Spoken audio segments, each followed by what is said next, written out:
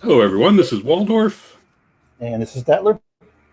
and we've got a special guest tonight, Ben, who we're going to refer to as the Swedish Chef. Chef. I was going to say, this is the Swedish Chef. Boop-a-doo. All right. Tonight we're going to take a look at the Infernal Dwarves Army book. The brand new Infernal The Dwarves brand Army new, book. correct, beta version. Yeah, right. this is not a rewrite of the old book. This is the one of the new armies for the Ninth Age. Like they did the job with the Demon Legions and WDG. Exactly. Brand new. Brand new. All right. Background forthcoming. So let's get through it. So let's start with Army model rules. They have fires of industry. You can only, whatever this is, you can only get up to 6 of it. Okay. It's basically how they limit their war machines. Exactly. Yep. Okay. War machines are in different categories. They assign this rule. Yeah, they're engineers and all that. They have a fires of industry value, and you can't go above 6. Okay. That makes your choices kind of particular. Next thing they have is incendiary. What this is just flammable, but mechanic where you can get multiple instances of it, and it comes off after you take a flaming attack. One instance is removed, correct? You basically give flammable to enemy units through different abilities in the army. Right. And every time they take flaming hits, they remove one instance of the flammable.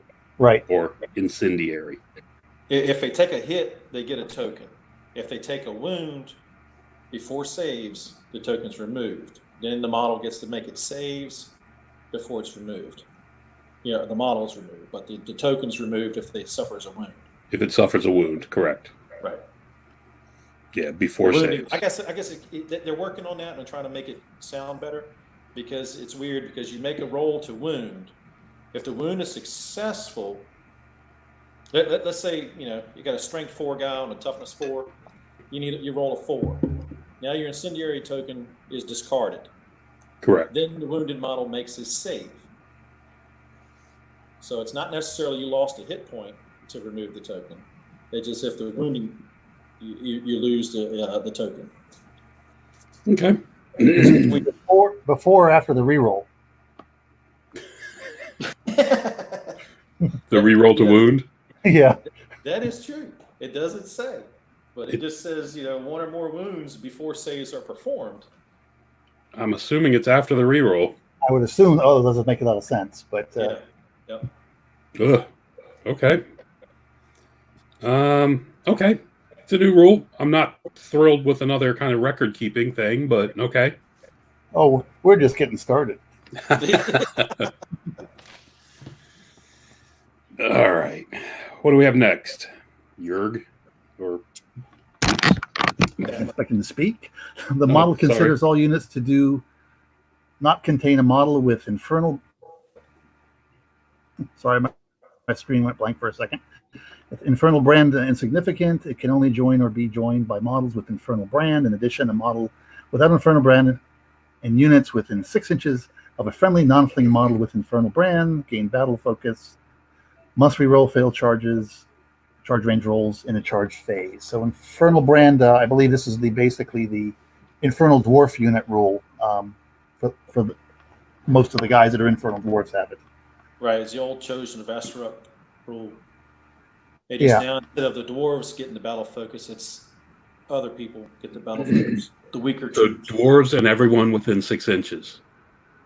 Within 6 inches. Models without infernal brand. Correct. Units.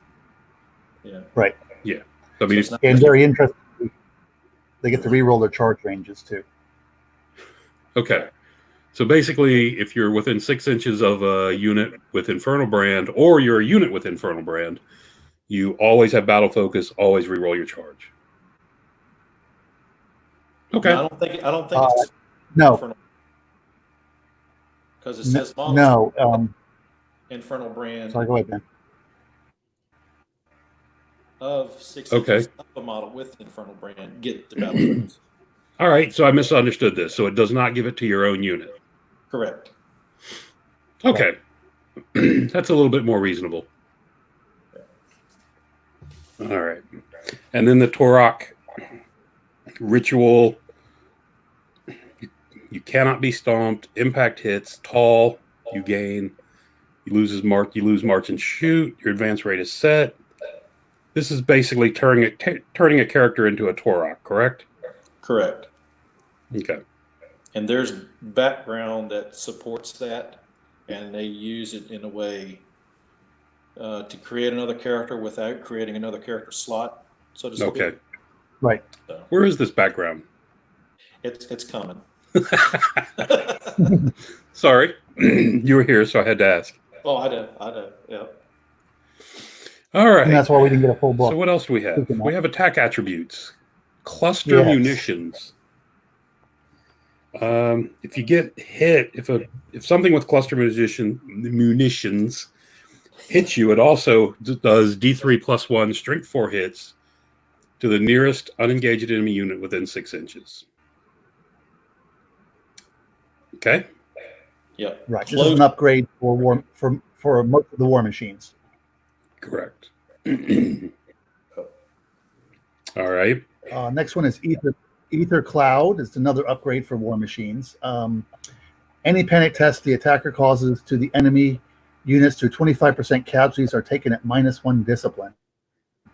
In addition, when the attack hits a unit consisting of one or more models with channel, the target's owner loses 1 Veil token from their Veil token pool. Okay. So it's the kind of the same option that the Undying Dynasties have with the Throne Skulls or whatever that is. The -1. Yeah, what I was unclear on this. Yeah, I was unclear if it meant that this weapon had to cost 25% casualties, or if during the shooting phase this unit was the one that set them over the 25% casualties. Well, it says the attack. So yeah.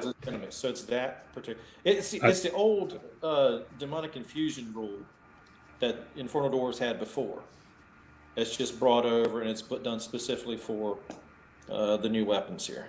Yeah, but I think your second option was correct. So if you've got a unit of 20 and you kill 3 with bow fire or whatever, and then you shoot it with this something that has this ether cloud, all it has to do is 1 more, which will push you to the 25% mark and cause you at -1 discipline, because this attack caused it to go over. Right. Is the way That was my I read it. interpretation. I didn't know if that's what they meant though. That's the way I'm reading it, and until they come out with, is that they're working on all the feedback and getting all these things cleaned up because it is beta. Now you'd still have to take your normal panic test. If this one caused 2, and then another one, regular shooting or whatever caused 5 more, and you had to take a test. It's just not -1. Correct. So you just make sure you shoot this last. Right. Is what it comes down. This is one I really like because anything that messes with discipline, I think, is powerful. It's very powerful. It's kind of neat with the removing the Veil token also. Yeah, throw in another benefit. Yeah, double benefits is kind of annoying, but it's nice for the army having that ability. They used to have that magic item that did that years ago. Right. All right. Next thing we come up with is oil skins. Oh, I'm sorry, I missed Kadim Manifestation. Yeah. Yep. No. Kadim Manifestations, it just means your attacks become flaming and magic. If you have this doubled up from some reason, then you get divine. Yeah. Yep. Oof. Okay. Again, it's the same as the old demonic infusion with the addition of divine attacks. Okay. What do we got? Then we have oil skin. This one's hard to read through. The model part with this rule may immediately before performing a melee attack, set the strength of their attacks to 1 until the end of the round of combat. Immediately before performing a shooting attack, set the strength to 1, attacks to 1, and reduce the range of their shooting attack by 6 inches until the end of the match. Can't speak. Until the end of the phase. Okay. If they've set their strength to 1 in either melee or shooting, then if so, all model parts with oil skins in the unit must do so. Okay. So you can't split it up. You have to do all the same like anything else usually. If one or more of these attacks hit, the target gains 1 instance of incendiary. Can't even talk. Incendiary after resolving these attacks. English is my second language. Bad English is my first. Okay. So this is one of the ways, probably the primary way, you can assign that rule to enemy units. Exactly. You can stack up the incendiary rule on them. Correct. Exactly. And you'll notice it's a hit. It's only a hit. Correct. That is correct. That's why the Cliff Notes is if you want them to do the oil skins, then your strength is going to be 1, whether it's combat. And they're just there as a support to basically try to stack incendiary tokens. Right. Or just get it on the unit at all. Exactly. Correct. Yep. Because in the old book, you had all this flaming attacks, but there was no way to get flammable, except for if you use the attribute. The alchemy. Yeah. So now they just, because of the background with these guys are all about fire, and fire is the big theme. There's more ways to make flammable and use the fire. Yeah, they've definitely brought the whole fire theme into the army. There's no question about that. They drove that home. Yeah. I mean, I think that's fine. It's tied to something, so that's always good. Right. It's just it's very cumbersome how it's written at the moment. I'm sure they'll clean it up. Yep. Right. I guess they were worried about the range. They added that extra rule about -6 inches of range, which is going to be forgotten by a lot of people.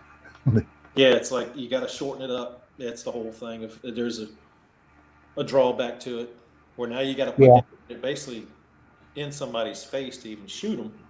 Well, no, let's just say near it. Depends what you give it to. Right. Yeah. All right, Volcanic Embrace. This gives you the grind attack X, where X is your value, and strength 4, AP 0, and it gains Kadim manifestation. So it's flaming and magic. And if you have double Kadim manifestations, it also is divine. Now, so basically, double flaming. What's that? You don't have to have double Kadim. It's just as long as you're double flaming. Oh, correct. Sorry. Yes. Yeah. If you have flaming from anything else, this doubles up and makes you divine as well with the grinding attack. Yeah, so strength 4 auto hits. Yep. Can I mention that I do not like auto hits at all? Let's start there. So you're going to be hearing a lot of me complaining. Yeah, neither one of us like auto hits. Auto hits breaks the whole weapon skill point of the game. So not a big fan. Did you like it in the old book? What's that? No. The old book. Never liked it. No. It's just now there's just getting more and more of it. Right. Throughout every armory, because every army, I'm assuming every army book that comes up for a review or whatever says, oh, we need auto hits somewhere. Right. Whether it's, and there's a ton of it. Stomp, grind, it's all over the place. Impact. It's a whole section. Yep. Impacts, grinds, stomps, breath weapons. Yep. So anyway, not a fan. It just overwhelms the weapon skill.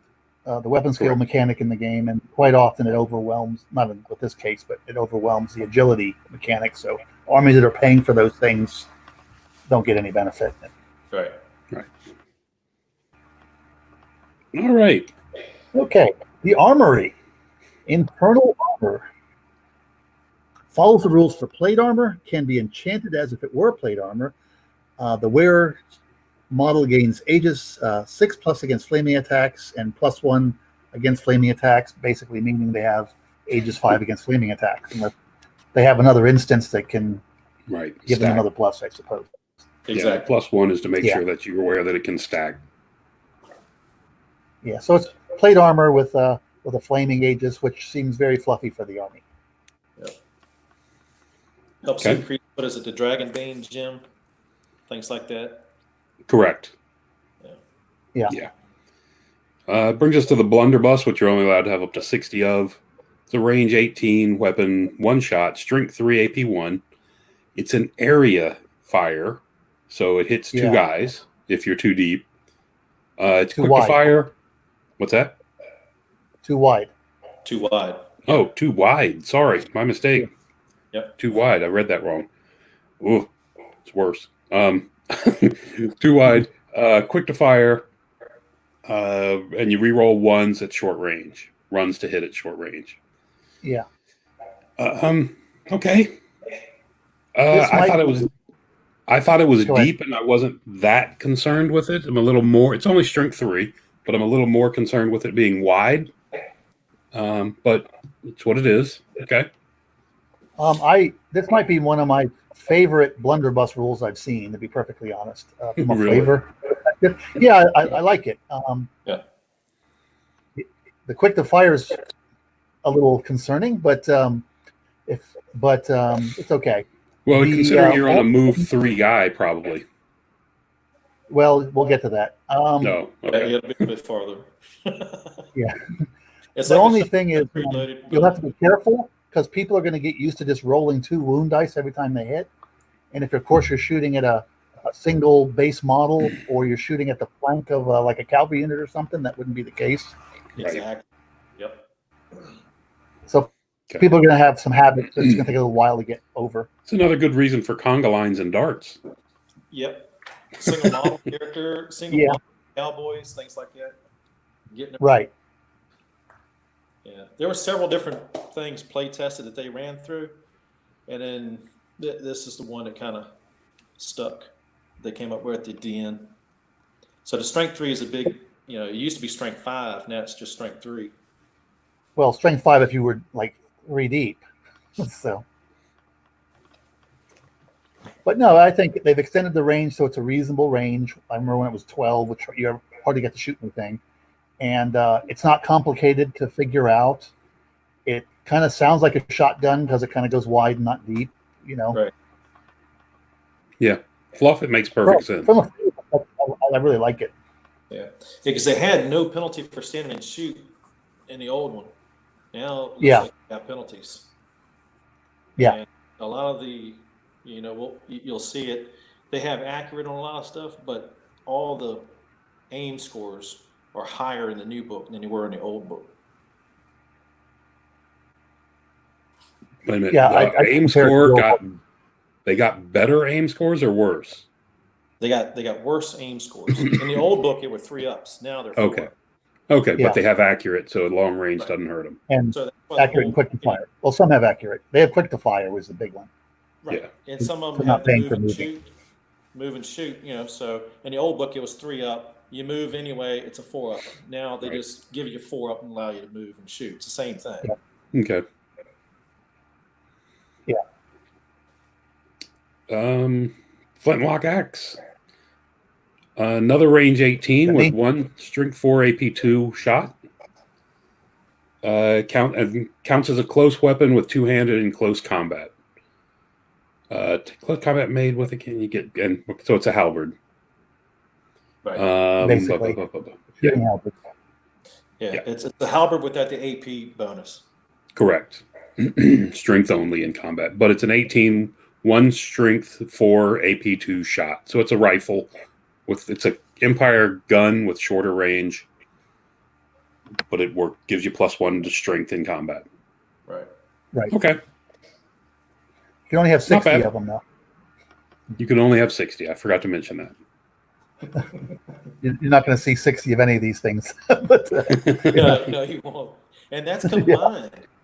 That's 60 combined with flint axes and blunderbuss. You only have 30 of each. Okay. Yeah, well, there you go. No one's looking that much core. Yes.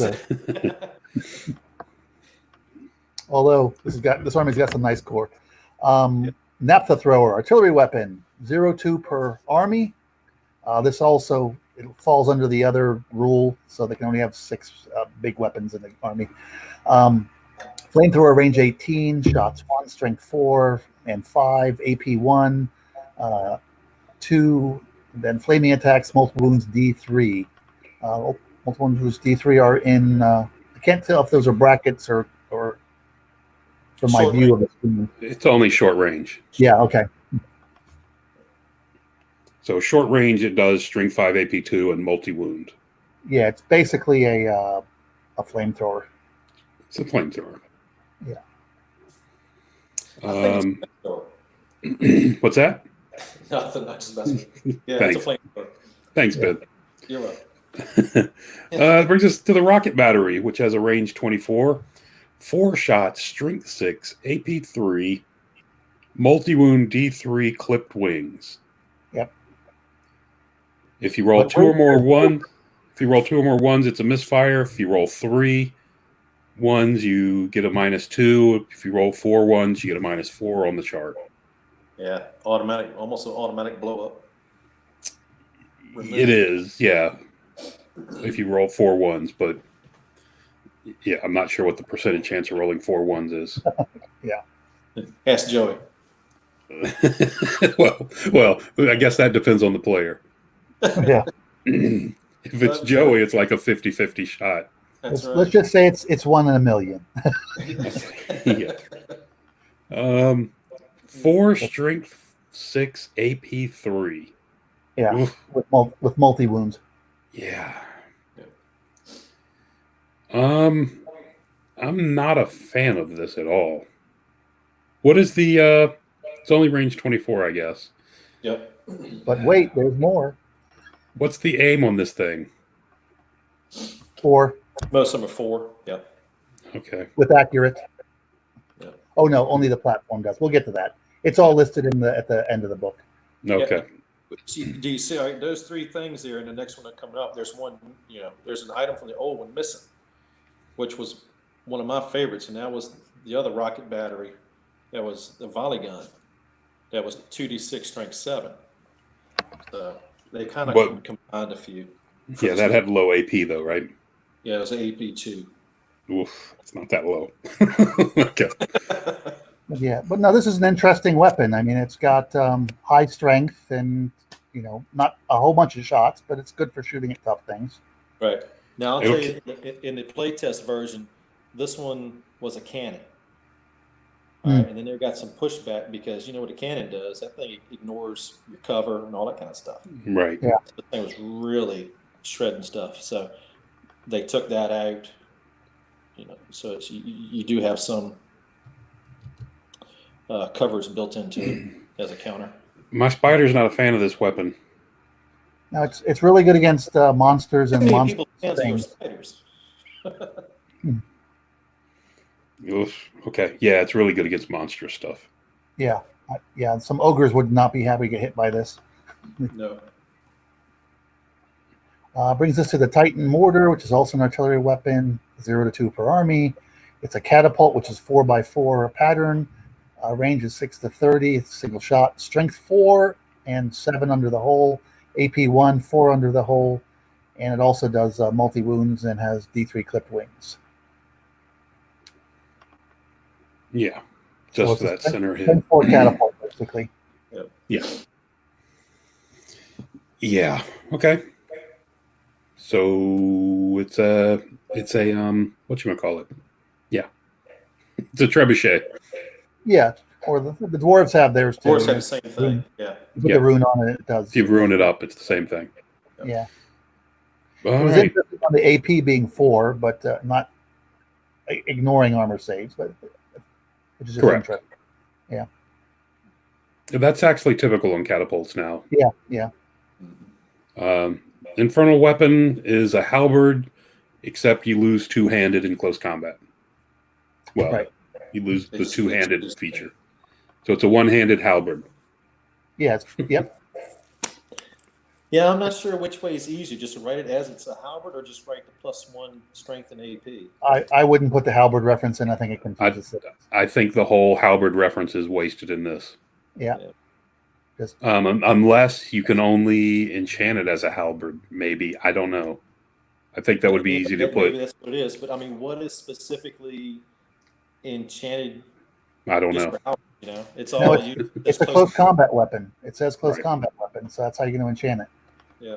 Yeah, but I mean, there's a few that says this enchantment only works on this Yeah. type of close combat. But again, I don't see it. I just think go back the other way. Don't confuse people by putting halberd in there. Yep. Would be my suggestion, but whatever. Yep. All right, let's tackle the hereditary. It's okay, Ben. Here you're up. What's the name of this spell? All right. Fury of Nezapikesh. All right, fine, I'll take it. So this has kind of the mechanics of the comet. Right. You place a marker on the field on a 1 to 3. You add a counter at the end of each subsequent magic phase. You roll a d6, 1 to 3. You add a counter, 4 to 6. It actually comes in. Just like the comet, or what is it called now? Wrath of God. Wrath of God. It is so it sits there and builds. In this case, the pattern it gets larger. It's 2d6 plus however many counters on it. Everyone within that range must take a dangerous terrain check 1. If you're flammable, you take a DT2, which means you fail on a 2.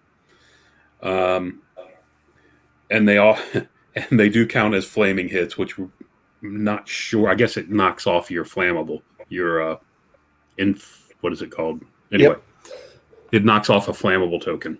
Yep. And you do that. Blah, blah, blah, blah. Okay. So the only thing that's really not 100% clear that I would ask is the DT test you take, I'm assuming, is based on model size, correct? Correct. So if you're an ogre, you're taking 2 tests per Correct. model. Yep. Okay. Large, gigantic would take 3. Okay. Yeah. That's a really interesting spell for a 7 casting. The 7 casting is what makes it. And the 96 range, of course. Yeah. And then if you take loss, you flee from the counter is important to reference. Correct. Right. Yeah. Yeah. This is kind of like the old Earthshaker cannon thing. Sort of. Yeah, it's interesting that it was a spell and not a war machine. War machine. Exactly. Stop this one now. All right. I'm not sure what I think about that. I think the casting value is too low. The casting value immediately shows up as way too low for what its potential. I don't know about way, but it's definitely. I think it's low. Yeah, I think it's in the neighborhood. You think so?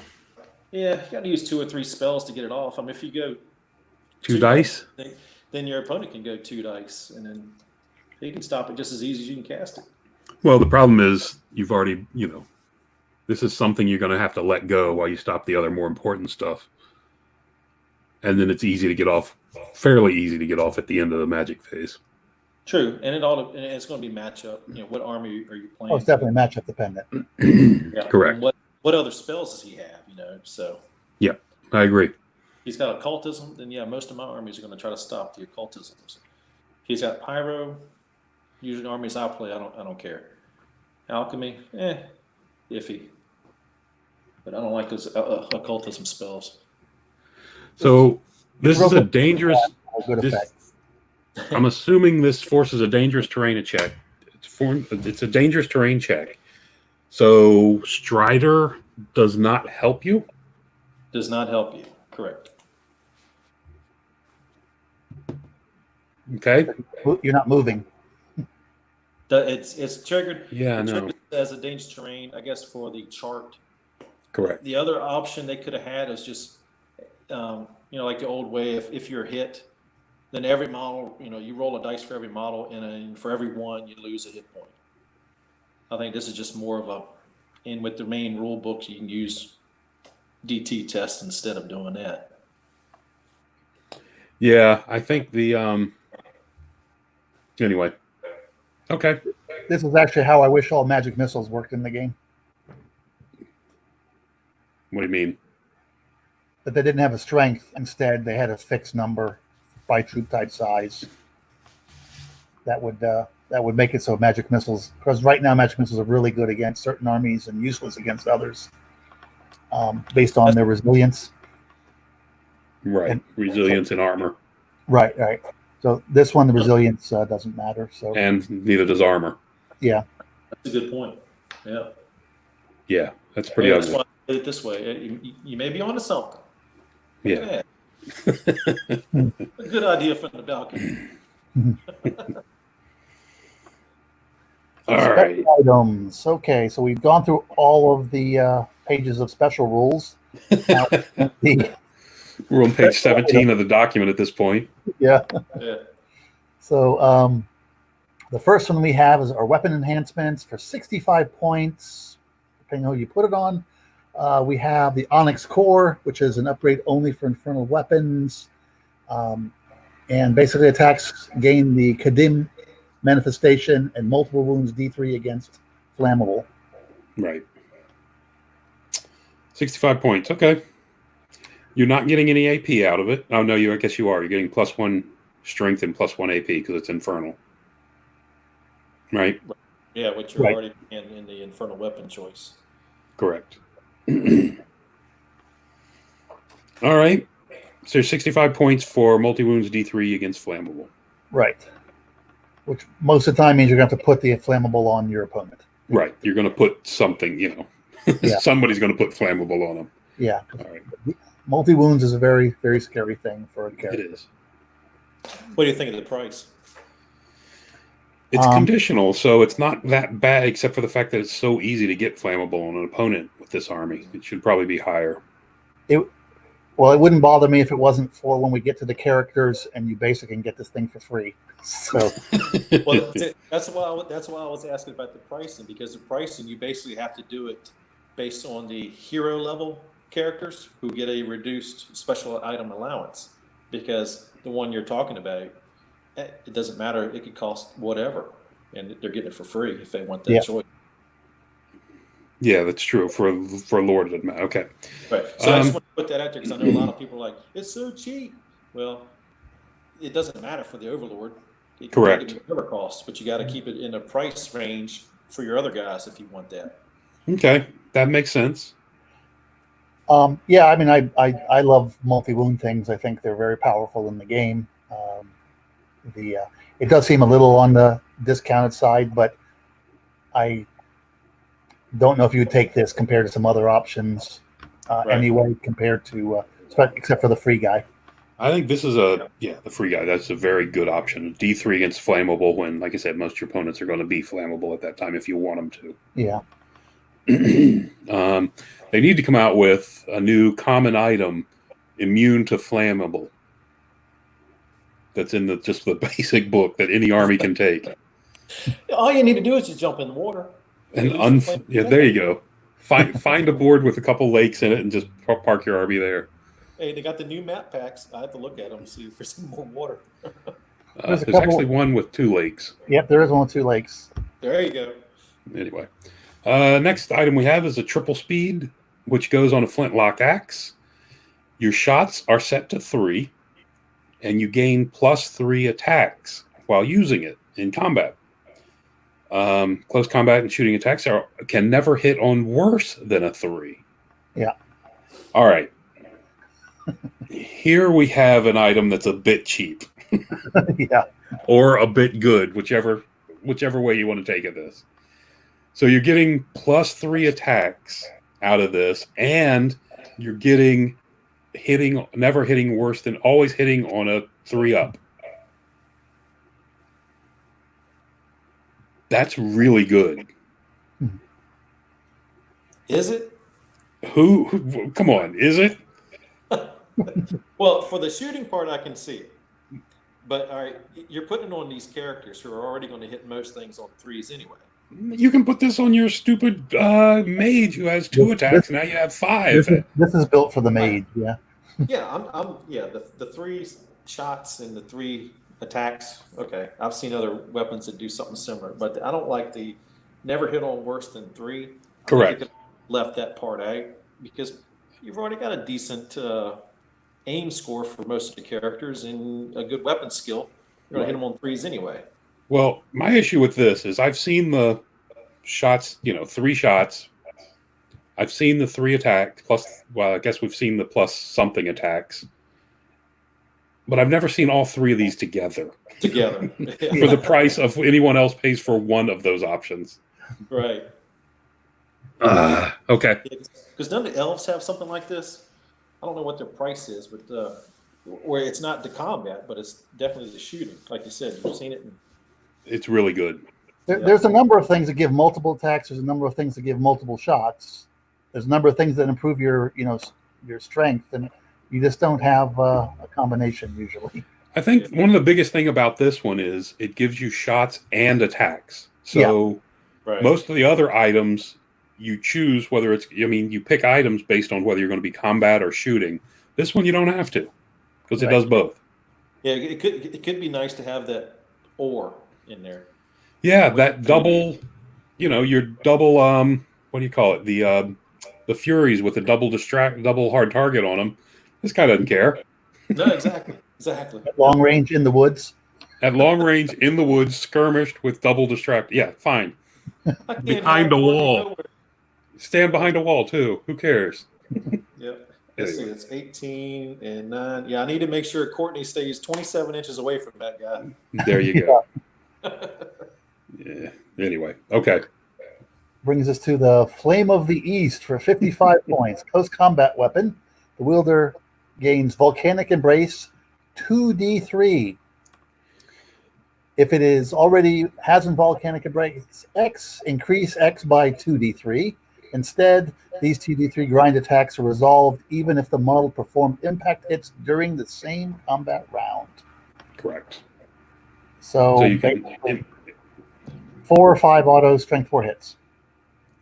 Yeah. On average. But they're only AP 1? 0. 0. They're only AP 0 though. What are you complaining about? Yeah. That's it. Elves can take it. You got Except if you somehow have flammable, does this go up to the other thing? If the condemned manifestations to where it's well, if they're flammable, it doesn't matter. But if you get hit with flaming attacks from a spell, then yes, you would become divine. Yeah. Oh, what a shame. Yeah. Yeah. I love this one, and I think the price needs to come up just a little bit. I'm not as. I think the other one's is rougher than this one. At least this one, the guy has to be in combat and has to be alive to use it. Anyway. Well, it fits the flavor of the army because, as we see, there's going to be a lot of units that have Volcanic Embrace. So why shouldn't we care about it? Yeah. Again, it's an auto hit thing, so not a fan. It pairs well with one of the profit parts. I'm sure it pairs well with everything. That brings us to the Mask of Ages. The Bears model gain Whispers of the Mask, and if you're infantry, you also gain +1 armor. So +1 armor, and the Whispers of the Mask means you can only be wounded on a 4-up. You can never be wounded on better than a 4-up. Right. It saves you from high strength attacks. Is what it is. Yeah. That's really good. Yeah, this is a fantastic item. Because you're going to have plate armor already. You're going to add +1 armor. You might have a shield. Yeah, that's a 2-up armor, and you can't be wounded on a 4-up. Better than 4-up. Better than 4-up. Yeah, it's a fantastic item. Pretty good. Yeah, fits the army. Yeah, this is what we've talked about before in I guess in one of our old talks about dwarves is I don't mind, and I think the armies should be really, if they didn't put out as much damage, I always envision them as the low damage output but really hard to hurt. And this kind of thing fits right in with my view of that. But anyway, when you can put out D3 wounds, multi-wound D3, it makes it a little rough. Yeah. Okay, Blaze of Protection, 40 points. Infantry only. Important note. It's a shield. While using this shield, the bearer gains +1 armor and fearless. Always like fearless.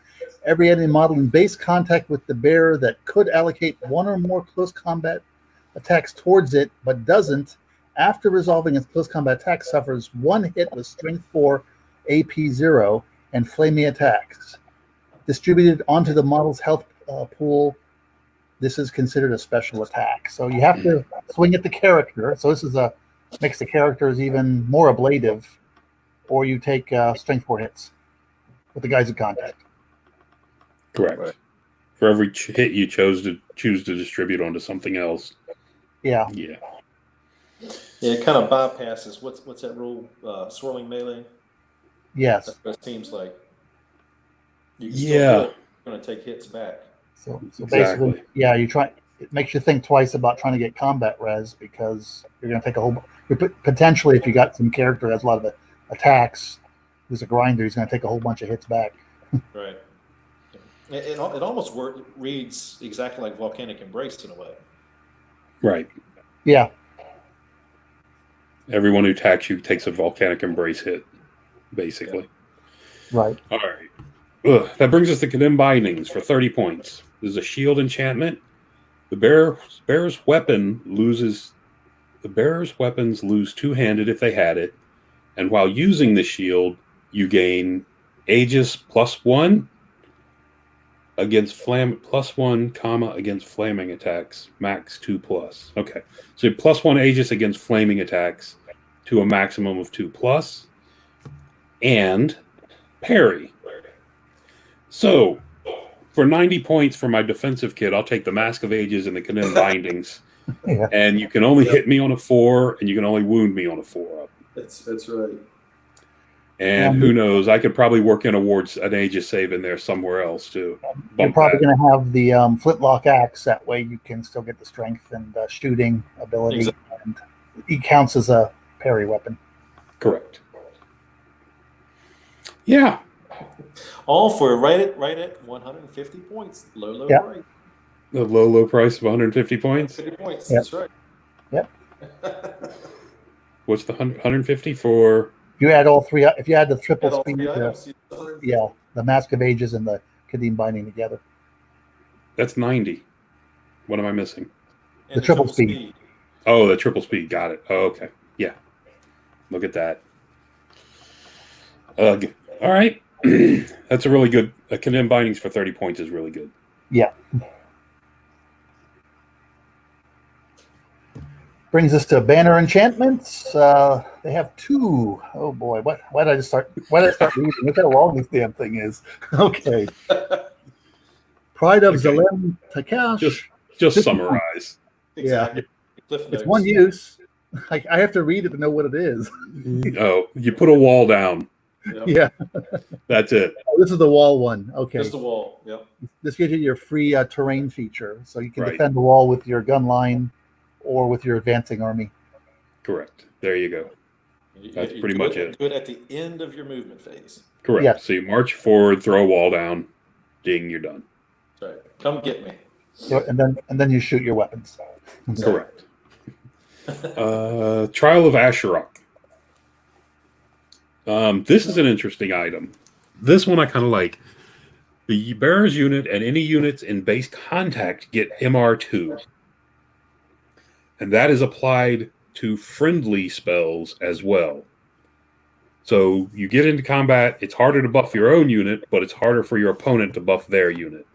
Yeah. Right. Yeah, I really like this. It's really flavorful for the army. Sorry, undead. I'm a fan of this one. Yeah, me too. And I think it's priced decently. Well, no. It It's can go low. up a little bit, I think. Yeah. It's low It's because too you're low. paying. What is the MR2 rock? 30? I think so. 25? 25, 30, somewhere around there. Okay. Yeah. As long as this is a little bit above that, I'm okay with it. Because you're penalized because you can't buff your own unit either. Can't buff or your it own makes it unit. harder. And you also can't hex your opponent's units. So Right. Correct. As long as you, yep. Agreed. So maybe it is priced or good.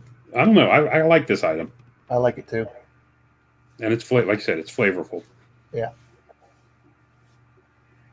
So does it also though? Let's say you had a somebody with double Aether icon, right? Doesn't So you matter. got It says the two. magic resistance value cannot be increased.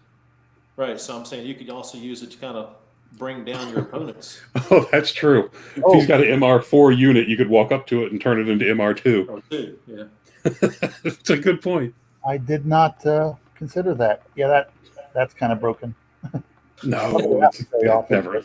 never. Okay. I have seen somebody on this call who has MR3 units, though. I've had MR4 before, actually. Yeah. Depending on where those characters danced around to. Yeah. That's why I brought it up. Yeah. That's pretty good. I kind of like that. I like the item, and I think it's priced good. I think that did a really good job with that one. Yeah, I like that item. Actually, I'm a fan of the wall thing, too. Yeah. Yeah, I like the wall. It's overpriced, and I don't know that you'll use it that much, but actually, yeah, you know what?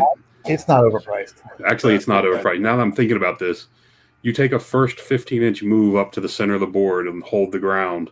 Yep. Drop your wall, and good luck to the enemy. Yep. Even if you don't have shooting weapons, it doesn't matter. Okay, but your wall banner can't be taken by core units. Yeah, you don't want a core unit. You want one of your good fighting units. Get it right on up there. Yeah. All right. Okay, brings us to artifacts. First one we have is the breath of the brass bull. 70 points. Cannot be taken by towering presence. The bearer's model gains +1 health point and breath attack, toxic attacks. One of my personal favorite attacks in the game. The toxic attack. Right. Really good. We need more of those. Yeah, thanks. It's pricey. It is pricey. Yeah, it is. I mean, it's basically the same thing as from the old book. Yeah, I don't know, but I don't know enough about but it's pricey.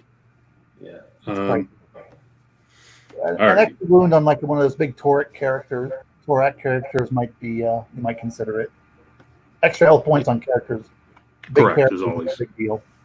I agree. So I'd pay for that.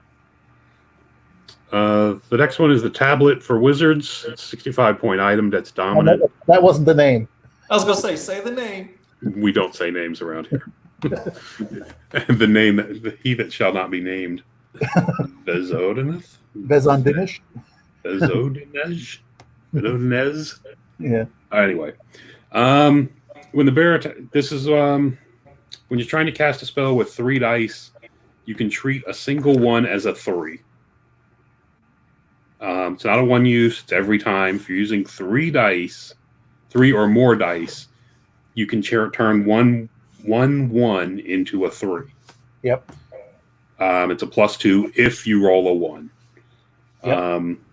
And if you would suffer a witchfire miscast, it's treated as magical inferno instead.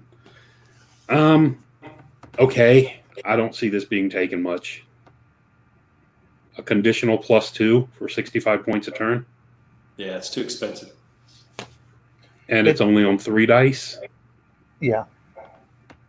I mean, if it was on 2 dice spells, then it's much better because then 3 or more you know, dice. that's what I'm saying. If it was on a 2 dice spell, if it was allowed to be used on 2 dice, it might be worth that price. But Oh, that'd be really good. Yeah. I think it's an interesting item. I don't think the price is quite right. I don't think of it as a Infernal Dwarf item. I'd like to see it in somebody else's book, but a spell casting army. yeah, I don't like a lot of these boosts on armies that aren't listed as super spellcaster guys. Correct. Brings us to the Ring of Desecration, 60 points. At the start of every round of combat, every enemy unit in base contact with the bear's model gains 1 instance of Incendiary. You can't even say the word. Incendiary. You just added 3 syllables to that word. Maybe I should just start speaking German. I mean,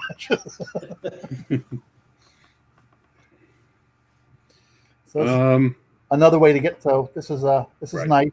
Another way to get this, especially if you have that character who's got that weapon.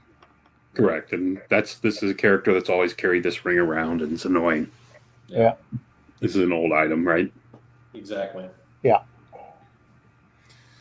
All right. Next thing we come to is the Unflame. It's a one use only for 55 points. You can a single enemy unit in your base contact suffers -3 agility, and all attacks against that unit lose flaming attacks. So you trade for this is for one time per game. You trade your flaming attacks for a -3 agility to your opponent. So hopefully you can go for first and smash a lot of them. Right? Yep. That's the idea here. Yep. Yeah. So if you're in a multiple combat, then it's not just the unit that guy's in, but any unit loses flaming. No, it's only a single unit because effect. No, the unit that's carrying it loses flaming, correct? No, and all attacks against the enemy unit. Oh, I see that. You're correct. Same thing as that the witchcraft spell for battle focus. It's anything that goes after that unit gets battle focus. Correct. Yeah. All attacks against enemy. Okay. So use it wisely. Your agility's already what, 2? Right. With troops. Yeah, with troops. You're well protected. You're resilient. You got good armor. I don't think this is an army that worries about going first most of the time. Right. I think it's just used for if you're in a spear block and you get charged by, I don't know, elves or fast demons or something, or maybe you want to go first. What if you use it to charge a spear block? Ooh, maybe. Yeah. Yeah. Okay. Or if you want to deal with some really high agility, good, stupid elves, your grinding attack goes at your initiative, correct? Correct. Yep. So if you can charge and get up to a 3 and drop them by 3. Anyway. Yeah, even if you go at the same time, that's a whole lot. Right. Yep. I can see uses for it. Yep. I can see uses. I just don't see it as being at the moment on the top of my list compared to No, not 55 points for a one-use item. Yeah. That may or may not come into play. But I'm always biased against one-use items that don't remain in play. So, Right. Golden Idol of Shamut. I think I saw him at SeaWorld. 45 points. The bear always has at least advance rate 4 and march rate 12. In addition, the bear can cast Glory of Gold from Alchemy as a bound spell at 4/8. A good bound spell, 4/8, not 4/7. 4/8, yeah. No, Isn't 4/7 the standard? 4/8. Maybe I'm off. Okay. Yeah, that's the standard 4/8. You're looking at 4, so you can do 5/8. You know? Base rate of 4. Okay. You'll see why this can be important later. Okay. Remind me, Yeah. because I'm not seeing it. I do like the bound spell's good. Yeah, I'm still trying to figure out about the first part where that matters. Next we have is Lugar's Dice. Single model with this can reroll a single failed to hit, to wound, or armor save roll per player turn. That's Like handy. This is like an Uber Opal Amulet. This is really good. I like this. On a character especially. Yep. This is fantastic, I think. To hit, to wound, or armor. Yeah, what is the what am I thinking? What's the armor that lets you reroll your armor save? Is that I guess that lets you reroll all of them though. So It does all of them. And this just does one per turn. So yeah. Okay. I'm not sure if it's good enough for that point. I think it's very nice actually, because depends where you are in the battle and it's per turn. So Right. Yeah, and you got to choose one of them. Can't do all three. Yeah. I mean, how many times do you have a character that you go, I just needed one more hit, you know? Right. Exactly. Oh, if I'd only saved that last wound. One more hit with your multi-wound weapon. Yes. Good point. Or that one golden BB, you know, Right. on turn 1 or 2. So, yeah, it brings us to the gauntlets. Can't read it. Of Mad Zob. 25 points. I guess these are the old gauntlets of Brazak the Cruel. The bear gains +1 strength and +1 armor penetration. Each of its close combat attacks with a natural to hit of 1 distribute onto the bear's unit. These hits can only be distributed onto the bear's model if it is a single model unit. Yeah, that's pretty much what it was before, right? Yeah, it's different. It's a version of it, but yeah, to me, it was always a flavorful model. You know, you get you're a little better, but if you swing wide, you smack somebody in the head. I always thought this is something that orcs and goblins should have.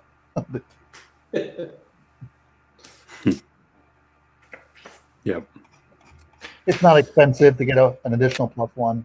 I think is a nice thing. Yeah, +1 strength, +1 AP. Yep.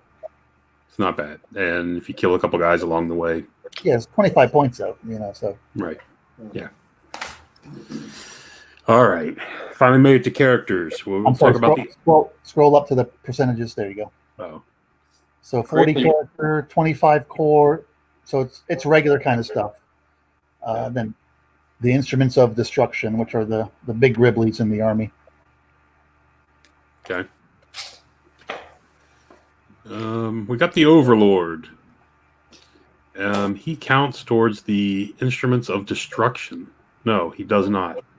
Only if he takes these 2 items down here. Okay. Right. So it's a discipline 10 guy. 3 wounds, 4 toughness, 5 resilience, 4 attacks, 4 strength. This rule here, the Keys to the Citadel, is fantastic for the Infernal Dwarves. He also has hatred and march and shoot. Don't forget that. No, I'm sorry. Hatred and march and shoot.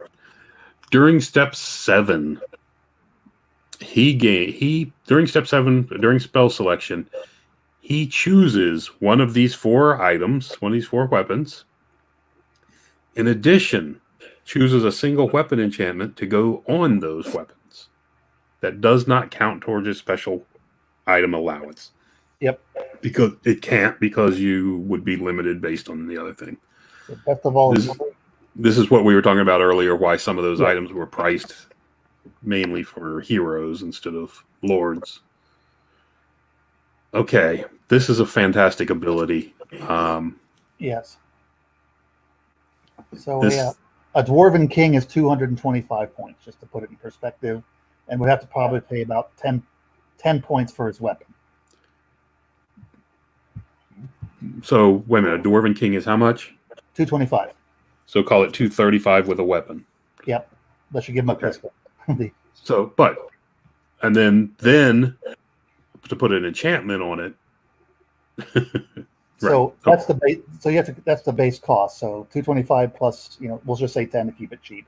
235. So for 35 points, you're paying for that enchantment. Right. You get a free enchantment. Yeah. So of course you're going to take. It's expensive because it doesn't count against you. Right. And all those things are 60-something points. Yeah, you're paying 35 points for any of those enchantments, so you're getting a 30-point discount, basically. Okay, based over on a regular dwarf. But, of course, dwarves have the ability to, pick and choose their items and stack them. Sure. But this guy has the ability to choose it at the beginning of the game to see which one he needs most. Exactly. At a discount. So, for 150 points, he can become a Torok. This is what you were talking about earlier, Ben, with using 1 character slot for 2 characters. Exactly. Yep. He can take up to 175 points of items to go with his 65-point weapon enchantment. Right, because he loses 25. Exactly. For a free magic item, it could be 100 points. He loses 25. He loses 25 points of his magic allowance for a 65-point item. Okay. Yeah. Shield, blunderbuss are options. He can ride the Bull of Shamut, or he can ride the Great Bull of Shamut. Yes. But if he does that, he counts as an instrument of destruction. All right. They did a good job of making you think about how you want to build your army with that instrument of destruction limitation. Right. Yeah, I'm seeing that. This ability with Keys to the Citadel is something that's shown up a couple places. I mean, in a couple different guys. Like the dwarves have the monstrous infantry that have that. Right. Where they can choose something at the beginning of the game. Hopefully this means they're going to, because there's a weapon master on characters is often broken because you have to buy like multiple weapons. Hopefully this is a precursor that they're going to fix that on other characters. So that's basically what this is. This is basically weapons master. Right. With less flexibility but more options. Right, yeah. Weapons masters at the beginning of the game. Whereas like Chaos Warriors, Warriors of the Dark Gods Chaos Lord, he gets to do that every round if he takes greed. And then you can do the same thing with the Exalted Herald. Yeah. I want him to fly this game. Yeah. It makes characters more powerful, and particularly in tournament settings. Right. Brings us to the Prophet, which is the mage. He's 190 points, so he's as a mage. He's one of the higher priced mages. Infantry guy. He's got normal stats for a dwarf, I guess, but he does have resilience 5, and he comes with infernal armor. Right. He has 2 attacks, so he gets a bonus in attacks also, and he's got the strength 4 and usual agility. He also has march and shoot. He can get spells from alchemy, occultism, or pyromancy, and it can be up to a wizard master. And then he basically gets to pick one of these prophet. He's a different type of prophet. The Lugar one comes for free, and none of them are particularly expensive, but each option is limited to 2 per army. I don't see you having more than 2 mages, but if possible, I guess, especially with some of the other options in the army. Has usual magic item allotment, and he can't have a shield. So plate armor and a shield. So the Lugar one, which is the free one, I'm going to skip over. The model gains Aegis 4 and loses infernal armor. The model part gains Volcanic Embrace 1 and Feigned Flight, +1 advance and +3 march rate. And he gains access to a Condemned Chariot, as well as he can have paired weapons or a great weapon. So, and when we get to the Condemned, it's kind of an interesting, the whole Feigned Flight thing, but not the Condemned, it's the other guys. Anyway, so that's the free one. This is the way to keep your mage from getting charged. You can run away and then rally and then move again. So that's kind of neat. Yeah. That's what I often think about when I think dwarves. The prophet of what, running away and rallying quickly and coming back and casting a spell. Prophet of Asherak. That's the expensive one. I'll go ahead and read it anyway. Prophet of Asherak. It's the 25.1. So this one, he basically gets different options for spells for his what do you call it? Attribute. The attribute spell. If he has alchemy, he can cast Blaze from Pirates Beam instead of alchemic fire. If he has pyromancy, he gets alchemic fire instead of blaze. And if occultism, he gets the he can perform a spell without performing a sacrifice. So, and he can cast alchemic fire or blaze as an attribute spell instead. Okay, and this was successfully cast, so you can choose as you cast the spell. You don't have to choose at the beginning of the game. You choose as you cast. Well, because you have to pick what your path is. No, I'm saying if you're alchemy, when I cast an alchemy spell, you can use my attribute each time as either blaze or alchemic fire. Yeah, because it says may. Right. Right. Okay. So it gives you flamey flexibility. So helps you in tournaments. Right. Well, it does. It helps you in tournaments, but I'm just looking at this 25 points. you're giving up your 4-up Aegis save.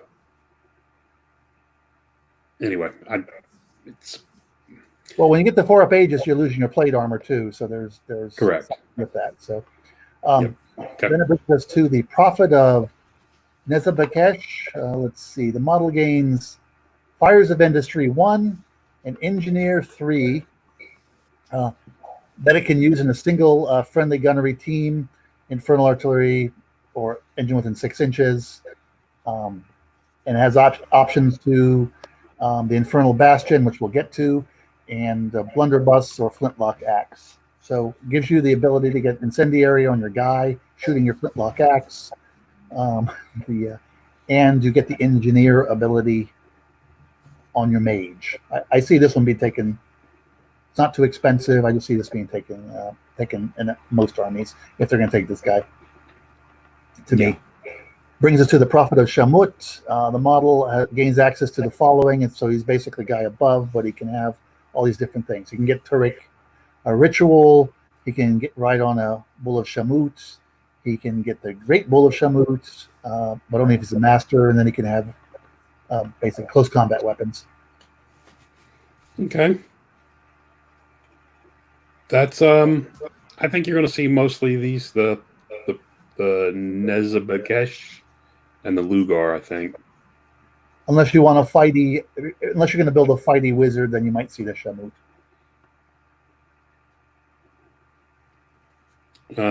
Okay. Brings us to the Vizier. Yep. What do we got? A standard dwarf lord stats, toughness 5. Resilience 5, strength 4. Excuse me. March and shoot. And infernal armor. Infernal brand, infernal armor, march and shoot. He can be your BSB for 50 points. He can have up to 150 points of magic items. Wow. Okay. So he's a hero-ish character with up to 150 points worth of stuff. Yeah. Dwarf. Excuse me? The dwarf hero is the same way. Yeah, you're not a dwarf. Shield, blunderbuss, choice of hand weapons. He can have the seat of authority. Yes. That sounds impressive. Sounds like a toilet. All right, you got to model that. I want to see a toilet. That's true. Sitting on the throne, Don't or you tempt. can be on. Yeah, you got rid of your infernal dwarf army. You can't do it. Yeah. You got to talk Guy into doing it. Yes, I might have to sculpt it for him. There you go. Or of course a Bull of Shamut. Yeah. Brings us to the Taruk Commissioner, which is basically the monsters, the large beast version of the Tarek. So they gave him a character. The other ones you get by upgrading your normal guys to get the cavalry base guys. 712 on his movement. He has fear, which I'm always a big fan of. 4 hit points and resilience 5, strength 5, 4 attacks, and he gets yet another special rule. The eye for an eye, and impact hits 1 because we need more impact hits. It's an auto hit. You need that. If you join Torek units, then the rank and file models from this unit removed as casualties due to melee attacks. The bearer must immediately perform a close combat attack if possible, and must fail to hit rolls until the end of the phase. So he gives his unit infinite hatred, and he gives his unit you die, but you get to swing again. Gives his unit what? He has infinite hatred. He hasn't. I'm sorry.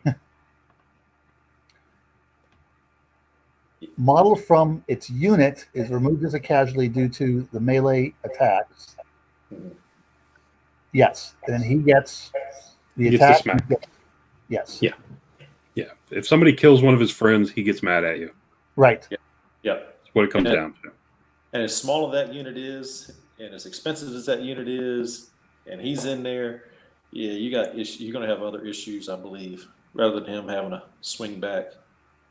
I don't think it's only one attack. It's not that Yeah, big I of don't a think the deal. problem is that the rule is broken or anything. I think it's nominal in effectiveness, but it's yet another special rule in the army that has To bog everything Yeah. down. is replete with special rules. You don't gain enough for all this rewards.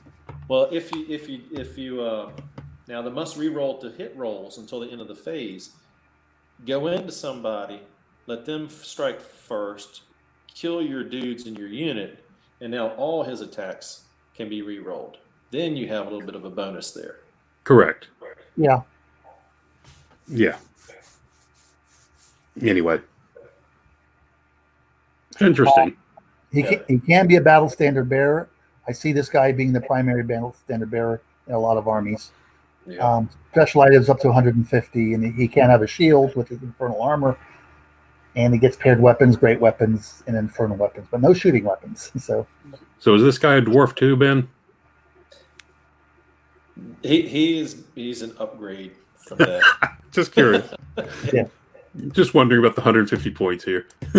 Yeah. He Okay. go through a ritual. You'll see the background. Okay. Will I? Eventually, yeah. I've been hearing that background word for about 3 years now. That's all right. my keyword. It's in the background. Let's go next. We have a vassal conjurer. yes, He's not a leader. He's a wizard apprentice. Yeah. This is like kind of human stats. he's a Actually, hobgoblin. he is a human. He's a hobgoblin.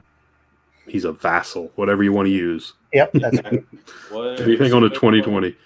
He can be pyro or witchcraft. He can only get the adept upgrade. He can't go Yep. to a master. He can take light armor, and he can take a vassal steed. Yep, which is a wolf. Slow wolf. Slow wolf. It's a horse. It's an angry wolf. Yeah. That's true because they have 2 attacks, don't they? Yeah. Yeah. All right. Okay, character mounts. They have a few for us to go through. First, we have Not the toilet quite as seat many of as authority. special. There's your toilet. Yep, toilet seat of authority. 40 by 40, so it'll fit inside of a regular infantry unit. He gets the special rule, and he's slowed down. He's 4/8 movement. Okay. So this is one of those cases where you may consider taking that thing that makes you move faster. You get a +1 armor when you're on it, so you probably already have you're probably going to be a 1-up with these guys. And you get 4 strength 3 attacks with it, which is nothing of excitement. Universal rules: the model may join vassal levy units. This overrides the corresponding whatever. When doing so, fail charge range of this unit must be re-rolled. In addition, friendly units with more than half the models with oil skins within 12 inches of 1 or more models with the vassal governor at the start of their march move gain +2 march move rate. Okay. So it's basically a way for you to put your characters inside of hobgoblin or whatever slave units and make them move faster and charge better. Or beside you, yeah. Yeah. Okay. The vassals. And there's your vassal steed, Yes. which is looks like a horse, light horse. You called it a slow wolf. Yeah. +1 armor if you're wearing it. Feigned flight, light troops, vanguard. So it is kind of a wolf. But Except for Vanguard's vanguard 6. About 6. Yeah. Yeah. 2 attacks, strength 3. Okay. It's AP1. Really? Okay. It's a yes. I missed that somehow. Okay. So it's a special horse wolf Yeah. thing. It helps you, Okay. for when you had those old hobgoblin characters. Yeah. There's your mount for running around with them. Then we have the Kadim Chariot, which was, I believe, only allowed for that mage upgrade. It's a large construct. You can only have one in your army. It's on a chariot base. There's another option to take that item that makes you go faster. It only goes 6 inches. Causes fear, but it's swift stride 6. 2 armor. It's got 4 wounds. Ages 2 up against flaming. It's got a beast, which has 3 strength 5 attacks that also have volcanic embrace D3. Plus, you get battle focus with them. It also does impact hits D3+1. Then the contract-driven universal rule: fail charge rangers rolls by this model must be re-rolled. Okay, so he has move 6, swift stride, reroll, failed charges. Yeah. It's a pretty good chariot. Yeah, it's not bad, but I think the only guy that had it was the mage, if I The remember. mage. Right. Yeah. Strength 5 prophet. AP1. Strength 5 AP1 from the beast. Yeah. Impacts are strength 5 AP2. Right. Only D3+1 of those, though. And then D3 Slightly block. lower. Yeah. But You you can get the grind to make up for it. Yeah. Or you can put the grind item on him so he has a whole bunch of grinding. Right. And you can take that item that makes him move 12 so he goes faster. Okay. Because I think it's only that was on foot only, wasn't it? I think so. It might have been. I don't recall seeing that, but it's interesting. But it's still on your mage. Yeah. I like It's on a mage. But that mage has a 4-up Aegis save. Yeah. Let's not forget that. Yeah. He's got a 4-up and a 2-up against flaming. Yeah, and a 4-up on the save. Was he got a shield and 2 from the chariot? Plus 2 from the chariot, yeah. All right, the Bull of Shamut. Fly, ground, flying troops, towering present. All right, it's a bull. 4 attacks, strength 5. Resilience 5. Armor is the character. It has divine, flaming hits. Does D3 impact hits. 5-up Aegis. It's a bull. It's a light scary troop. bull. It's a 1 base light troop. It is 1 base light troop. Yeah. There you go. Ground movement's faster than the fly movement. Yes, it is. Yeah, I've seen that several times. Yeah. Doesn't fly particularly quick. It's got impact hits, which is always a nice thing. Then we have the Great Bull of Shamut, which is gigantic on a... This is interesting. There's a number of these 60 by 100 millimeter bases. I'm curious, Ben, what's the rationale for all these 60 wides in the game? When it's a single model, I have no idea. Yeah, just because it's not a standard base that you could easily get. You have to kind of make it yourself. Exactly. I think it's to accommodate some of the bigger models that people want in their collections that they've gotten from other sources, and get them on those small bases. That's the thing I think of. I was just curious because, like I said, it's not a base you can easily buy. So, right. I mean, it's not common size. GW did have them for a while, but of course you can't get those anymore. But I'm just curious. Okay, so this is the big gribbly bull. Same flight speed as the other guy. He's large, but he still gets light troops. He's an Aegis 5, but he's got a armor save of 5-up, 6 hit points, 6 resilience, 5 attacks at strength 6, and agility 3. He has a breath attack, which is strength 4 AP 1, flaming. He's got divine attacks, flaming attacks. He's harnessed, and he also gets impact hits D3. He's only got 10 more millimeters, so he can't get more impact hits. Okay, that makes sense. So he's kind of a dragon-like creature. Yep. He's a dragon with an age. The Aegis 5 is just fantastic for a monster. For a monster, yes. Yeah. Yeah, they're contracted or something. They're supernals, but they've been, got that deal with the dwarves. They're supernals. Yeah, but they're not. They don't have the supernal rule. That's where you get the Aegis 5 up from, and it all ties in with the flaming, with the infernal armor. They're magical beasts like treemen, basically. Yeah, pretty close to it. Yep. Yeah. Okay. That'll bring us to the Infernal Bastion. This is a firing platform. It has Wall Strider. It has Wall Breaker. Wall Breaker, which is another new rule. War platform. 8 hit points, resilience 5, 4 armor, so it's 3-up armor save. Mm-hmm. Yep. 6 crew with 1 attack, 1 strength, 3 attack each. and it's a battering ram, which is offensive 4, strength 5, AP 2. It has a crush attack, harnessed, impact hits D3 plus 1. So, the firing platform rule. Firing platform says all models in a unit are considered to be, all models in the same unit are always considered to be in soft cover. In addition, they can draw a line of sight as if they were gigantic, and from any point of the base of the Infernal Bastion at 360. So 360 line of sight from anywhere on the Bastion itself is base. And this one is 60 by 100 for a reason, so it could fit in 20 millimeter units. But anyway, as long as the unit has at least one full rank, 20 models can shoot.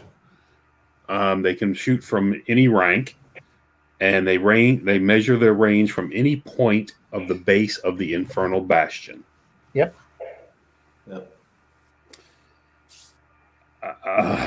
Okay. And one full rank is 2 dwarves. One full rank is 2 dwarves. You are correct. Yep. All right. And the wall breaker rule, can only be used. Battering ram can only use its crush attack against enemy units engaged in the model's front. Yeah. So it can only use the wall breaker, the battering ram forward. The model must be deployed in and can only join a unit that consists entirely of models with Infernal Brand. Can never voluntarily leave. And it ignores the model's unit. Ignores distracting by units behind a wall. Okay. That's a minor bump. So you take this thing, you can throw a bunch of shooting guys up there and give yourself 20 360-degree shots. Yep, at 18 inches. Yep. Terrible design. Really? You think so? I think this is another special rule that kind of defeats the mechanics of the game.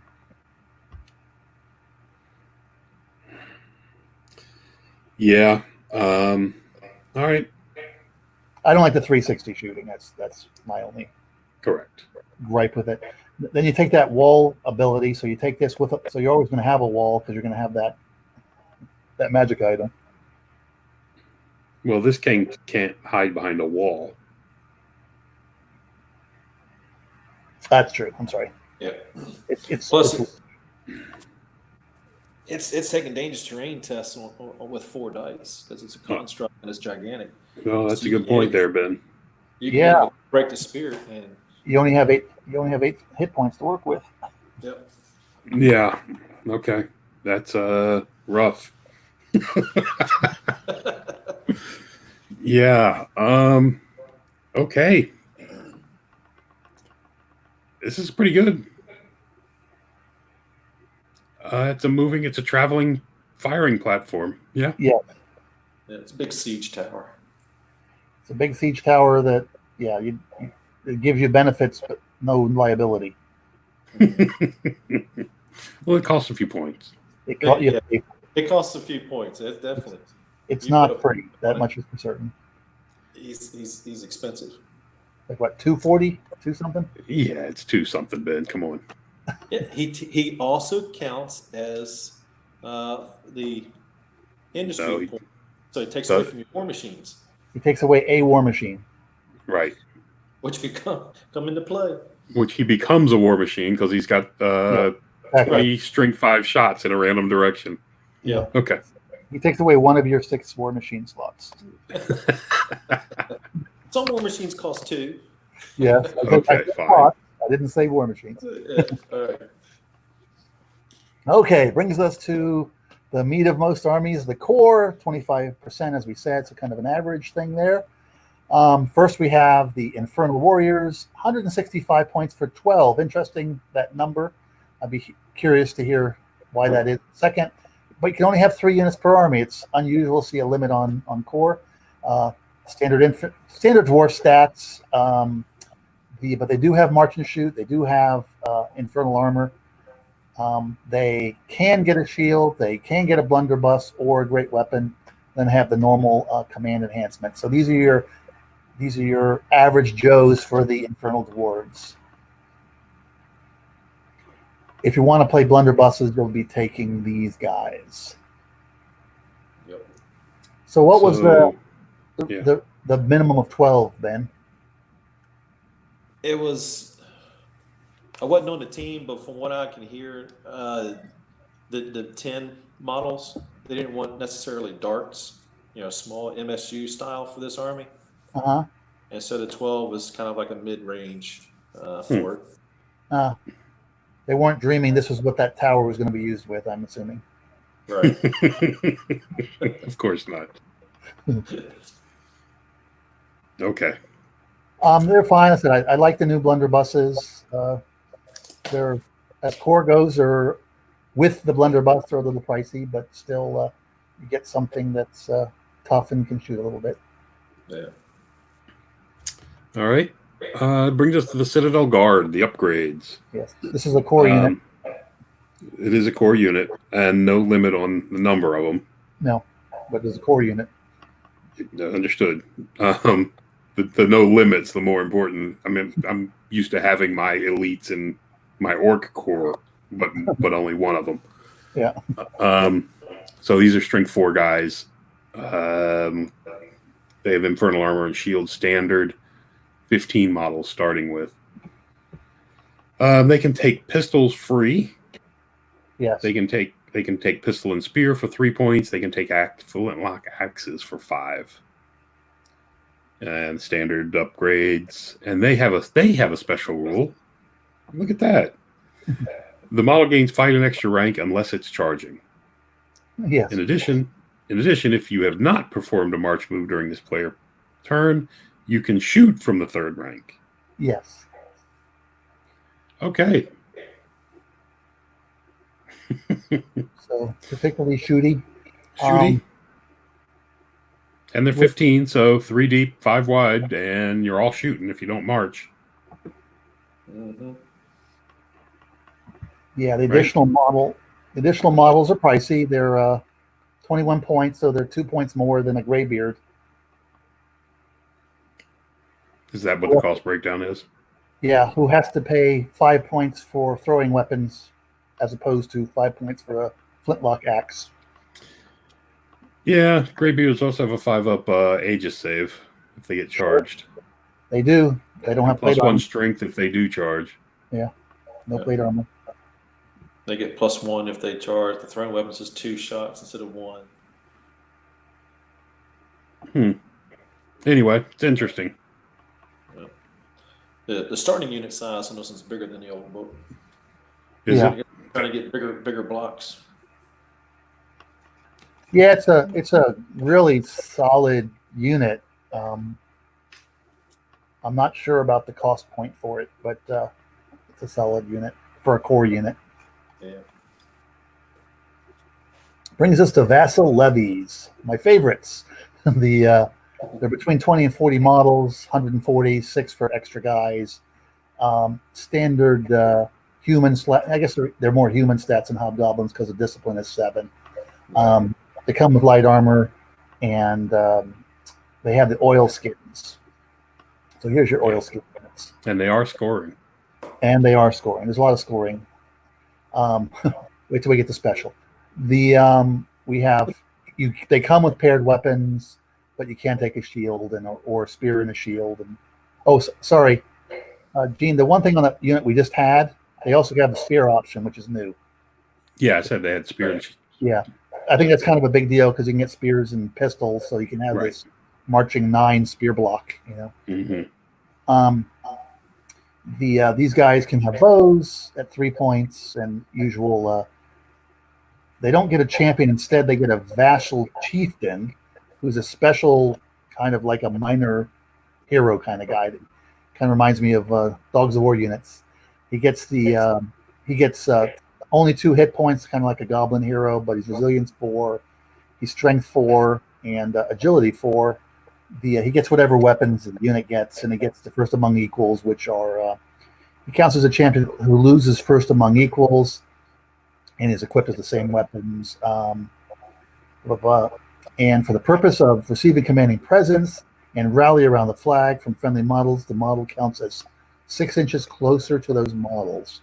So it basically gives your vassal units a bonus 6 inches for command purposes. Wait a minute. For purpose of receiving commanding presence. Okay. So he can be 18 inches away from a standard guy. Or 24 if the guy's mounted on something big. Right.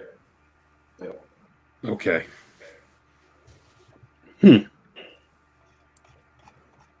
How much does he cost? 30 points. Okay. So he's 10 points for a 2 hit point, 3 attack hero. For a champion. He's an extra.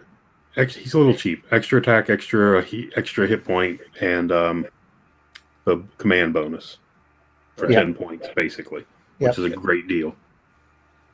These guys are not that great, but well, they're humans, right?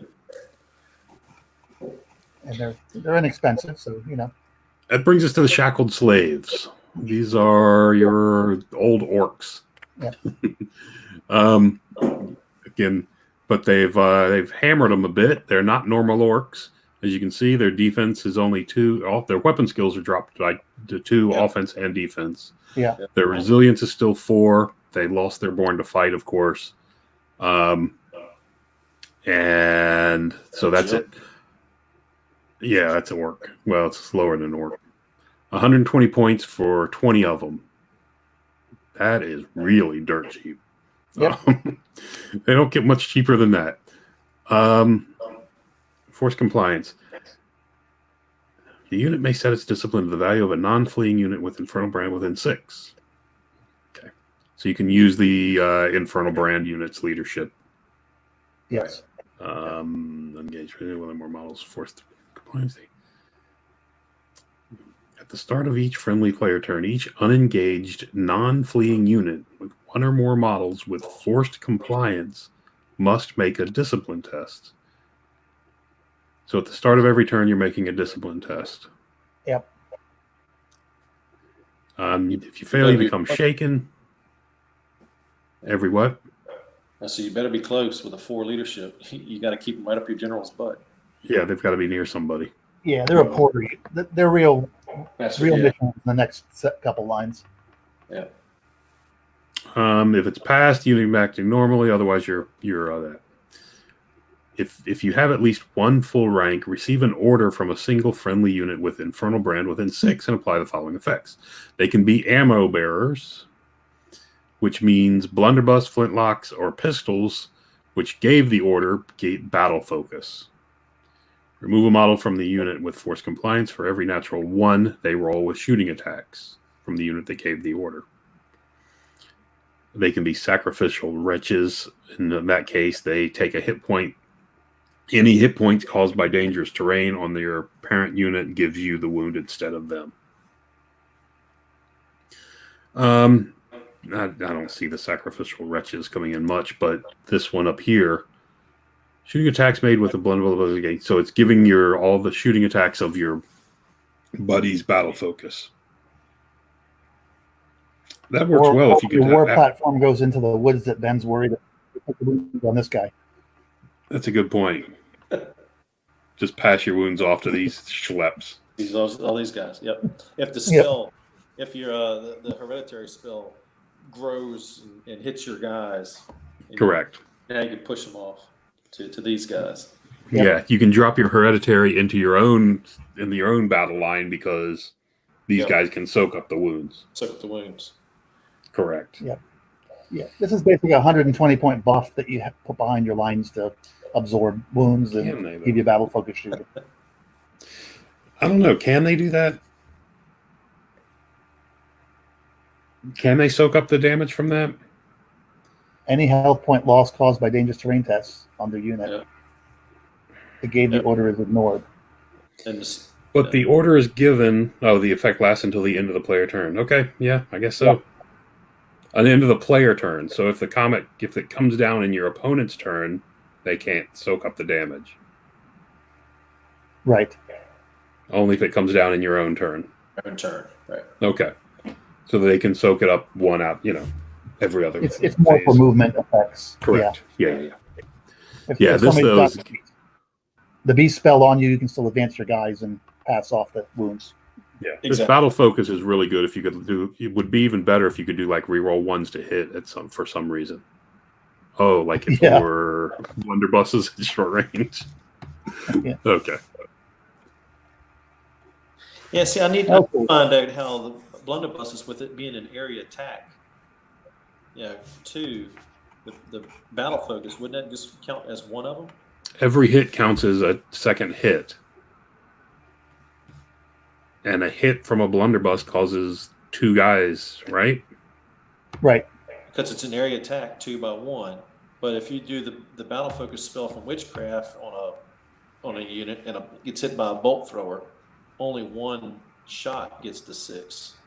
Correct. So is that the same with the blunderbusses? Yeah, I would have to say it is. Off the top of my head, I'd say it basically increases you to 3, not 4. Okay. But it does require clarification. It could use a clarification. Okay. Brings us to the special section. And because everything else with their special rules isn't special. Yeah. What's in special? Well, this unit doesn't have special rules. Oh, wait, it does. Yes, it does. Okay. Immortals, which are, I guess you can call them the elite guys, but not the best guys in the army. 330 points for 15 of them again. Scoring, regular infantry. They have defensive and offensive skill of 5 and their strength 4. So they're elite dwarves basically, but they come with the parry rule, which is interesting. They have the Whispers of the Mask rule and infernal armor and a shield, so they come with all that. And just a reminder, Whispers of the Mask is you cannot ever be wounded on better than the 4 up. They get a great weapon for free. Best of all, it's free. Or they can purchase a shield. It's interesting that shield costs extra points. Or infernal weapons for 2 points. And then the normal command. So they have parry built in. That's pretty awesome. Yes. So they basically can have great weapons and parry. Yeah, which helps them against other elites. Wow, yeah, that's really good. It's a nice. I just don't know if it's so much nicer than the core guys. I agree with that. I like the core better. I like to be able to shoot and fight. Yeah, well, because the other special in this army is more. I'm thinking that. Don't forget, these guys can only be wounded on a 4 up. Yeah, can never be wounded on better than a 4 up. Oh, they're good. Don't get me wrong. Yeah. That just saves them against strength 5 and better. Correct. Hold this expensive unit up with a free unit of zombies. Yeah. Yeah, I don't think your zombies are going to do well against this unit. I don't think there's going to be any holding. Exactly. Let's not get carried away there, Ben. Free zombies versus 300 and over maybe 400 points of a unit. Yeah, they won't last long, believe me. Ugh. Okay. Moving on, Disciples of Lugar. This is the 320 points for 15. These guys are faster. They're 412s. Yes. So it's 4, blah, blah, blah, blah. They have no armor. They have an Aegis. Go up, they please. Have a Feign Flight. Feign Flight. I know. What's this Pact of Fire? Oh, it must be a special rule. Never mind. Feign Flight. Feign Flight and scoring. Really? Yeah. So on the bottom of your turn, you walk up within 6 of the objective. I can't wait for an Elf Army book. Challenge it. Somebody charges you, run away, and then just walk right back to it. Yep. That's pretty awesome. Okay. In the old book, this unit's unbreakable. Yeah. That's if you don't want to just stand there and kill them. You can do that. You're no longer unbreakable. That's the big. They are no longer breakable. Yeah, they do have a 5 up Aegis save, 2 up versus 2 up against flaming. Yeah. What do we get? We get you must choose paired weapons or great weapon, which you pay 3 points for. Litigator. Okay, that's a different hard. That's a new special rule as well. For 15 points, you can give them Litigator, which gives you hard target, light troops, and skirmisher.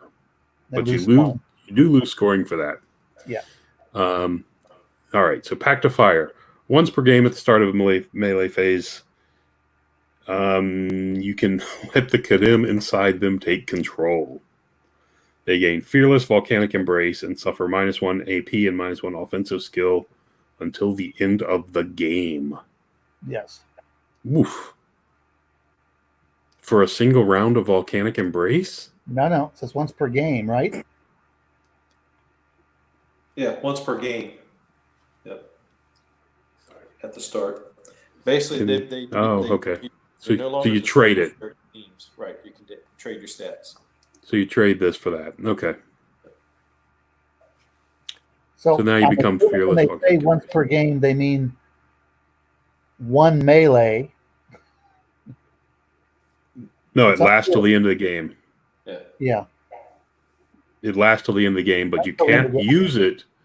You have to use it at the start of a melee phase, but it lasts till the end of the game. On one melee, once you turn it on, you got it for the rest of the game, but you do it at the melee phase. Correct. So at the beginning of any melee phase, which is every turn, you can turn this on even if you're not in combat. You don't have to be in combat for it. Right. And you get some grinding attacks and minus armor save, minus penetration and offensive skill. Yeah. Okay. That's interesting. These guys losing Unbreakable is big. Makes them very different, but they're still a kind of a jack of all trades canoper unit. Right. Yeah, they're a lot. And they're fast. Move 12. Yeah.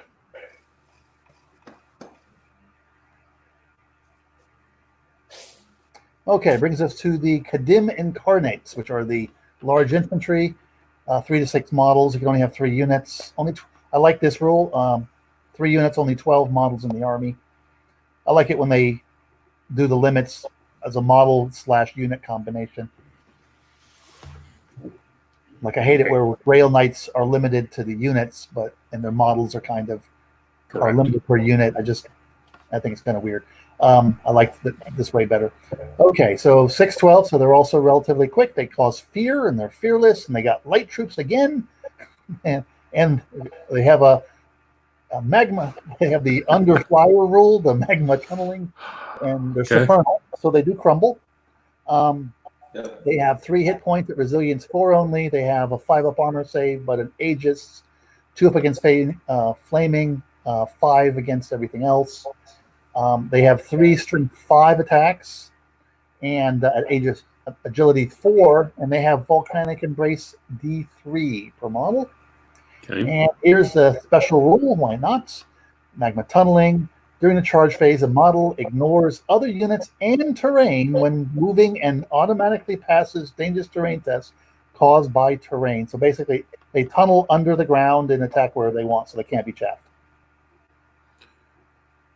Or they don't care about charge through units. Yep, or terrain. So if I don't want to fight the unit in front, I just charge under it and charge the unit behind them. Or through a building. Or through a building, yeah. Right. They can tunnel under rivers too. Are you sure? Don't they get wet and die? No dangerous terrain test. They should have that. They should add yet another special rule because they don't have it. There's not enough. That if they charge underwater, that they think they get terrain tests. There you go. Okay, so instead of fly, they gave them tunnel. Okay. Yeah. An interesting way to give a do a fly. Yeah, it's fine. It's what it is. Yeah. I mean, I don't see much difference between that and fly, except there's no dangerous terrain. It's the dangerous terrain is, I think, the main thing about them. They ignore dangerous terrain. Yeah. And they don't. Also, not giving them fly doesn't give people clipped wings against you, I guess. Correct. Right. Correct. It's an interesting support unit. Yeah. And they don't get swift stride. True. By taking flying away. That's a good point. Yeah. No, I like the part where it says dangerous terrain test caused by terrain.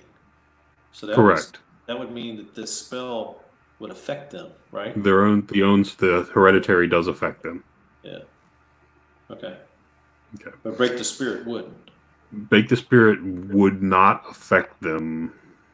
Because that causes the terrain. Correct, because the terrain is what's attacking you, not the spell. It's weird. Right. Okay. Yeah. Anyway. Kadim Chariot. We've talked about this before. You can get one on its own without a guy in it for 235. It's a 4 wound, resilience 5 chariot, D3 plus 1 impact, and volcanic embrace. Doesn't have feigned flight though. Yeah. Swift stride failed rolls, reroll failed charges, of course. Yes. Harnessed and volcanic embrace. Okay. What was So the kinda- thought of this new unit, Ben? What was that? What was the rationale for adding a chariot to the army? I have no idea. Yeah. I'm a big help on that one, but I can try to find that and ask. I'm just curious. I mean, I don't think it matters one way or the other. I'm just curious. It's probably in the background. Yeah. But, Okay, brings brings us us to 3 units per army. Yeah, that includes your character too. Correct. Character and 2 dudes. Yeah, just something to help protect your blocks from being charged, I guess. Yeah. The Turek Enforcers, another scoring unit, 185 for 5 of them, can be up to 12, 24 for each guy. So these are about the same price as the foot guys, the elite foot guys. 4 units in the army, cavalry bases of standard beasts, 714. They're tall. Yes, it's scoring already. They're elite dwarf stats, but they have 2 strength 4 attacks instead of 1. Some more impact, and they cannot be stomped. So they're kind of trying to give them cavalry rules without making them cavalry. They have an armor of 1 with infernal armor, so they come with a base 3-up armor save. You can give them a shield to get them to a 2-up. You can give them a blunderbuss, which is new and I think interesting. And then in addition, you can take paired weapons, great weapon, or infernal weapon.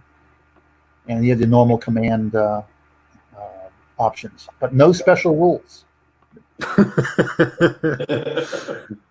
There you go. That's a record. Okay, so if I'm reading this right, 210 points gives you 5 of these guys, right? And they are 2-up versus shooting that way.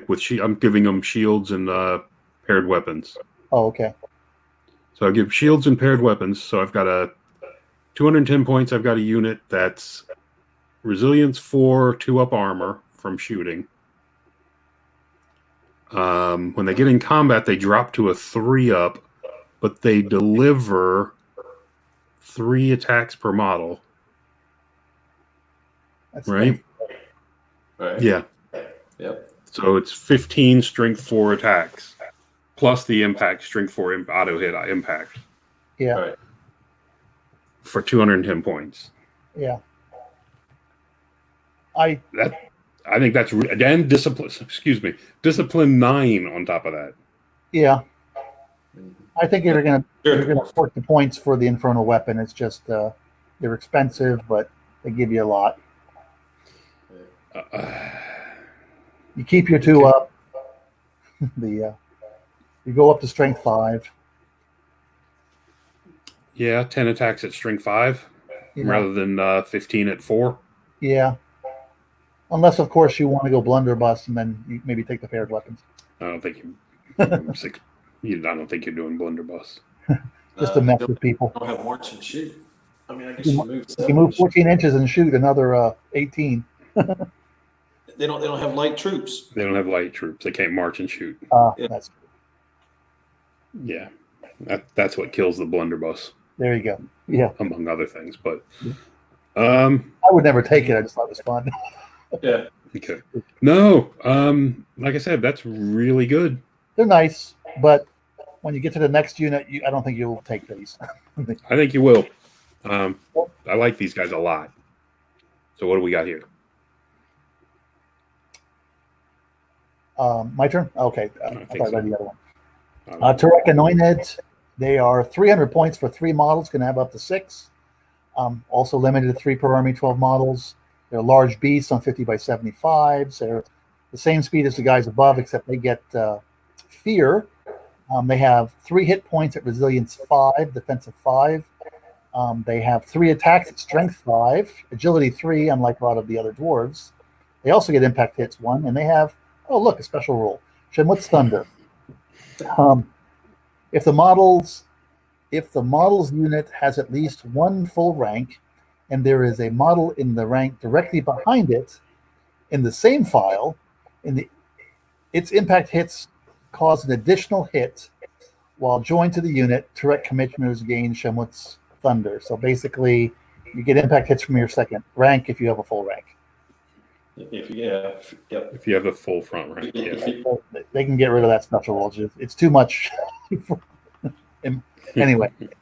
Yeah, I'd rather they just do impact hits too, instead of a conditional extra. Well, impact. it means you're going to have a big unit of these, to get those extra impact hits anyway. Maybe people will do that, but yeah, I'm not a fan of special rules anyway. But when they have a lot of conditionality, and there's so many of them, we'll talk more about the end. But anyway, I think these guys. I always think fighting beasts or monstrous beasts are really powerful in the game, and I don't think any differently about these guys. They're less than the other ones with only 3 attacks per model. But they're strength 5. Understood, but I mean, you've got the ogres who put out the what is it, 6 attacks per model. Feldrake, all that kind of stuff. Yeah. Too. Anyway, as far as monstrous cav class goes, large beast type goes, these are not on the top of a food chain. No, I wouldn't say that. I'm saying I like them better than the guys above them. I like paired weapons. You like what? Paired weapons on these guys? Yeah. Now you got. I would take paired weapons on these guys, absolutely. Yeah. Because you're already strength 5. I'm already strength 5. Yeah. And your offense goes to 6. And now you're taking away somebody's parry. Yeah, that's big. Yeah. Which is why I like paired weapons on the above guys as well. Yeah. So I'm thinking about mirror matches, Infernal on Infernal. Hey, now you got something. Yeah. Okay. All right. That brings us to the Lamassu Scholar. Yes. This is a 50x50 large cav. 612 move, discipline 9. He has fly. Yep. Infernal brand, light troops. Hey, look. Riddle of the Lamassu rule. He has he's resilience 5, 4 hit points, resilience 5 with a fortitude 5 up. He has infernal armor to give him a 4 up armor. So he's 4 up armor, 5 up fortitude. Yep. He is a how does this how does infernal armor work with his fortitude save? Right now you either get, if it's flaming, you get a Aegis. But Are you sure? Right now, yes. What they're working on is a way to clarify that. Because I thought there was a hard and fast rule. If you have a flaming save, you do not get a fortitude save. If it specifically says it. Okay. Most of those magical items say automatically fails fortitude saves. All right. Okay. This one doesn't. So they're working on FAQ for that one and revising the beta. Okay. They should just give an Aegis save, make it straightforward. Yeah. They don't need a fortitude. So he's got so it's a student riding it and the Lamassu itself. Both have 2 attacks. The little guy's strength 3. The Lamassu itself is strength 5. So not a ton of offensive firepower from that. He's not fighting. Correct. He is a wizard adept that takes 2 spells from this list: Word of Iron, Breath of Corruption. Ooh, Breath of Corruption, number 1 choice. Flaming Swords, Wheel Turns. Very nice choices. These are like my favorite spells in the game. There are a lot of good spells there. Yeah. Rule overrides the normal spell selection. Okay. Wait a minute. This model is not cast as normal. I had not read this before. He secretly chooses which spell to cast. Yeah. The model can only cast Out of the two. non. Out What? of the two. You'll choose 2. Put that on your list or whatever, and then you have to choose during your magic. Choose one of those 2. Right. You put the you're gonna card cast. face down and try to cast it. Right. Roll magic dice as normal. Declare if it's successful.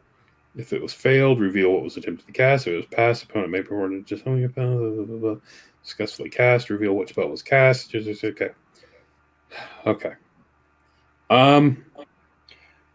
Basically, your opponent doesn't know what you've cast. I don't They like this make at the all. spell decision.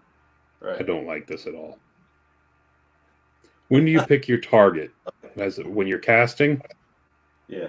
Yeah. So he does know what you're casting, which unit you're casting on, Right. but he doesn't know. I don't like this rule at all. Okay. That's it for that. What do you guys think? I think this, if you're going to play magic heavy, you're going to have one mage and this guy. Yeah. He's pretty protected for a mage, and he can run away and do stuff. And I think this rule's a bit. I see where they're coming from, the whole riddle of the Lamassu stuff, trying to do the magic thing, but I don't like this rule. I don't like a rule that sets aside how the core mechanics work. Right. Okay. Otherwise, I like the unit if it didn't have this ridiculous rule on it. Yeah, if you drop this whole part here, Yeah. I think it's a fine. It's fine. This I don't like at all. I just don't like this secretly choosing which spell to cast. Blah blah I mean, blah. give him distracting or something to reflect that he's a Lamassu and he talks to people, distracting and he causes fear or something like that, But not all this 3-part rule that breaks the basic mechanics. Right. You don't like the card money? It's an unneeded special rule. Not in the 9th Age, I don't. Okay, brings us to Vassal Cavalry. This is our old Hobgoblin Wolf Riders. So they're just regular cavalry, 170 points for the base, 5 to 15 models. Can only have 2 units in the army, so they're trying to limit a little bit of chaff. There's a big reason for that. They've slowed them down a little bit, so they're 816, so they're human light cavalry speed. They do have famed flight. Vanguard 6 again, interestingly. They come with light armor and shield. You don't have to pay for that. The rider is just a human. I'm sorry, he's more than a human because he's agility 4. I guess he's an uber human. Yeah, offense 4 too. An offensive 4. So he's a marauder. He comes with oil skins and a bow and a light lance. So he's got full equipment basically for 170 points.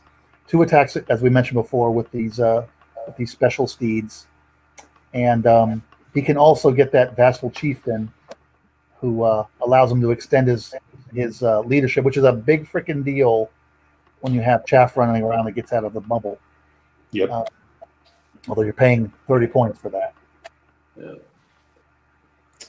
All right. I don't like these guys having oil skins. No.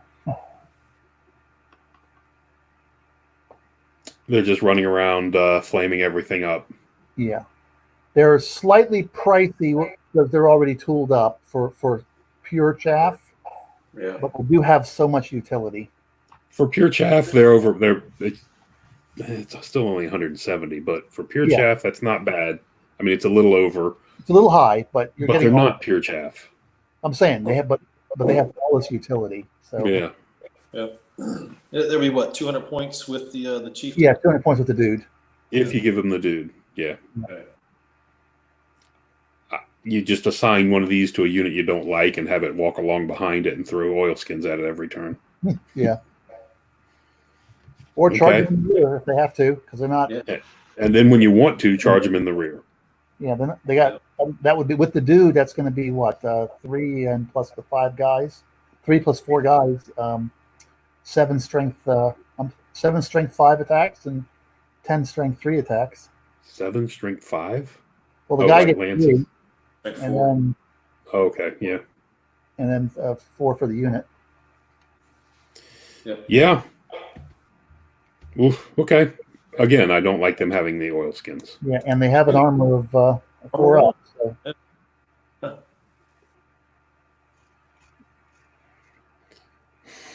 What's that bring us to? Vassal Slingshot. Yes. I need to step away for a second, but I'll be right back. Continue without me. Vassal Slingshot is an artillery.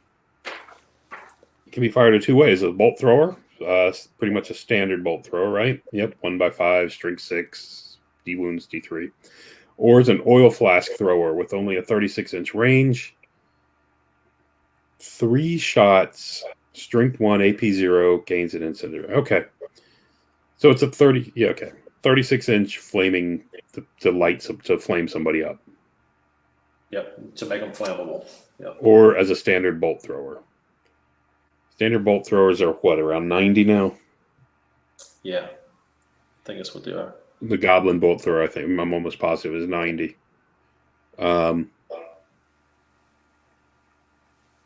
Okay. So it's either a bolt thrower or a thing. Okay, fine. It's a bolt thrower. Yep. Isn't that funny? Yeah. It's flammable though. I didn't notice that. I think all of them with oil skins. I'm back. If you carry oil skins, you should be flammable, correct? Yeah. Yeah, this thing is actually. Okay. All right. Just backing up to it. Normally you'd say, a bolt through this army doesn't need it, but the oil flask thing makes it really fantastic. Yeah, just one more way, like we say, just one more way of getting a flammable incendiary. Out to a good range, out to 36 inches. So you don't have Correct. to take a lot of those other units, but it comes with the army that way.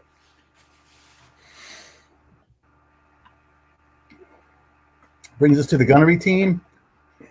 Very, very expensive at 155 points. 3 per army. They are limited by the Fires of Industry, 1 per. They do have Infernal Brand. They're on a 40 by 40 square, interestingly, not a round. They have 4 hit points at Resilience 4, so they're under on the number of hit points, but they gain hard target to make up for that. They have 4 Infernal Armor, so a 4-up armor save, and they have a 2-man crew, so 2 attacks at strength 3. So they're not going to be fighting anybody, but they do have March and Shoot and Quick to Fire. So Okay. Cumbersome, which goes on top of that, says just a few special rules. It may perform a single pivot or wheel during the march move, so it can march, but it can only pivot or wheel once. It may only declare a hold as as a voluntary charge reaction, so it can't stand and shoot. And it can fail a terror check and flee. Yeah, That was a big change from the last book. yeah. And the strength and the armor penetration of its artillery weapons are reduced by -1. So, and this is kind of interesting how they've done this, like Swiss Army knife artillery. Everything that has weapons has these options, basically. The naphtha thrower is a free upgrade. The Titan mortar, which hits on a 4, that's the 4x4, strength 4. In this case, it'd be strength 3, is free. And then the rocket battery would go down to strength 5, but it's a 25 points upgrade but it also hits on a 4.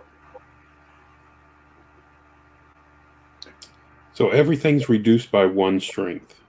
And 1 AP. Yep.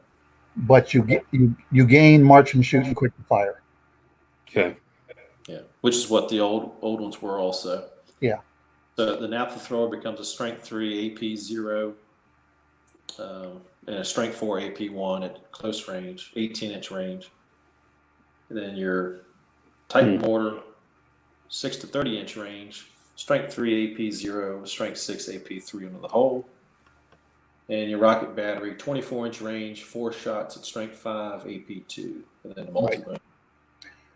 Now, depending on which one you take, you have different upgrade options. So for the naphtha thrower, you automatically get Kadim Manifestation, or you can take Cluster Musicians, which are the extra attack, or you can take the Ether Cloud, which is the leadership and drains Veil tokens. If you're a mortar, you get the Cluster Munitions for free. The Ether Cloud is 5, the Kadim Manifestations is 5. If you're a rocket battery, you get the Ether Cloud for free. The cluster munitions is 5, and interesting, the condemn manifestation is 10. And Yeah, flaming to get flaming on your monster killer yeah. Exactly. costs you a little bit more. So, but 155 points for basically a rock lobber, a slightly less resilient rock lobber. Yeah. Why is it less resilient? Oh, yeah. But it's a move. It moves to make up for it. But it doesn't have as many hit points, but it's also hard. But it moves with hard target, so it's harder to deal with. Yeah. Okay. Those are good.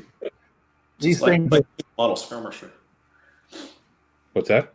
It's like a single model skirmisher. Yeah. It is. Yeah, I think these things. I don't see why you wouldn't have 3 of these in every army at this price point. And that's why they had to put it on a 40 by 40 because it's limited by pivoting and wheeling. Yeah. Yeah. Yeah, if you do that, then you've got to watch how many choices you use because there's only 2 naphtha throwers per game, per list, in the same one. So if you use one of each, then that's 3 fires of industry. So you have 3 more points left. You have 3 left. Yeah, for something else. And Yeah. 1 choice left of each type. Or an engineer, yeah. Yep. All right, that brings us to the Infernal Artillery for 160 points. This has a base plate special rule. Yeah. It has Fires of Industry 2. These each cost 2. Infernal Brand, it's a war machine. 5 wounds, Infernal Armor. Tough 4. Resilience 4, sorry. 3 crew. It's accurate, and it moves or fires. Yes. All right, the base. What's that? It's advanced. It's 0. Advanced? Yeah. Advanced. Oh, yeah. Can't move. Yeah, neither can the Equitane. It's a weird thing. Maximum range of the model's artillery weapons is increased by 6 if it is a naphtha thrower or Titan mortar. So it stretches them out to 24 for the naphtha thrower. Yes. That's good. And 12 inches further for the rocket battery. Ooh. All right, goes 36. Naphtha thrower is free. Mortar costs 75, and the rocket battery costs 80.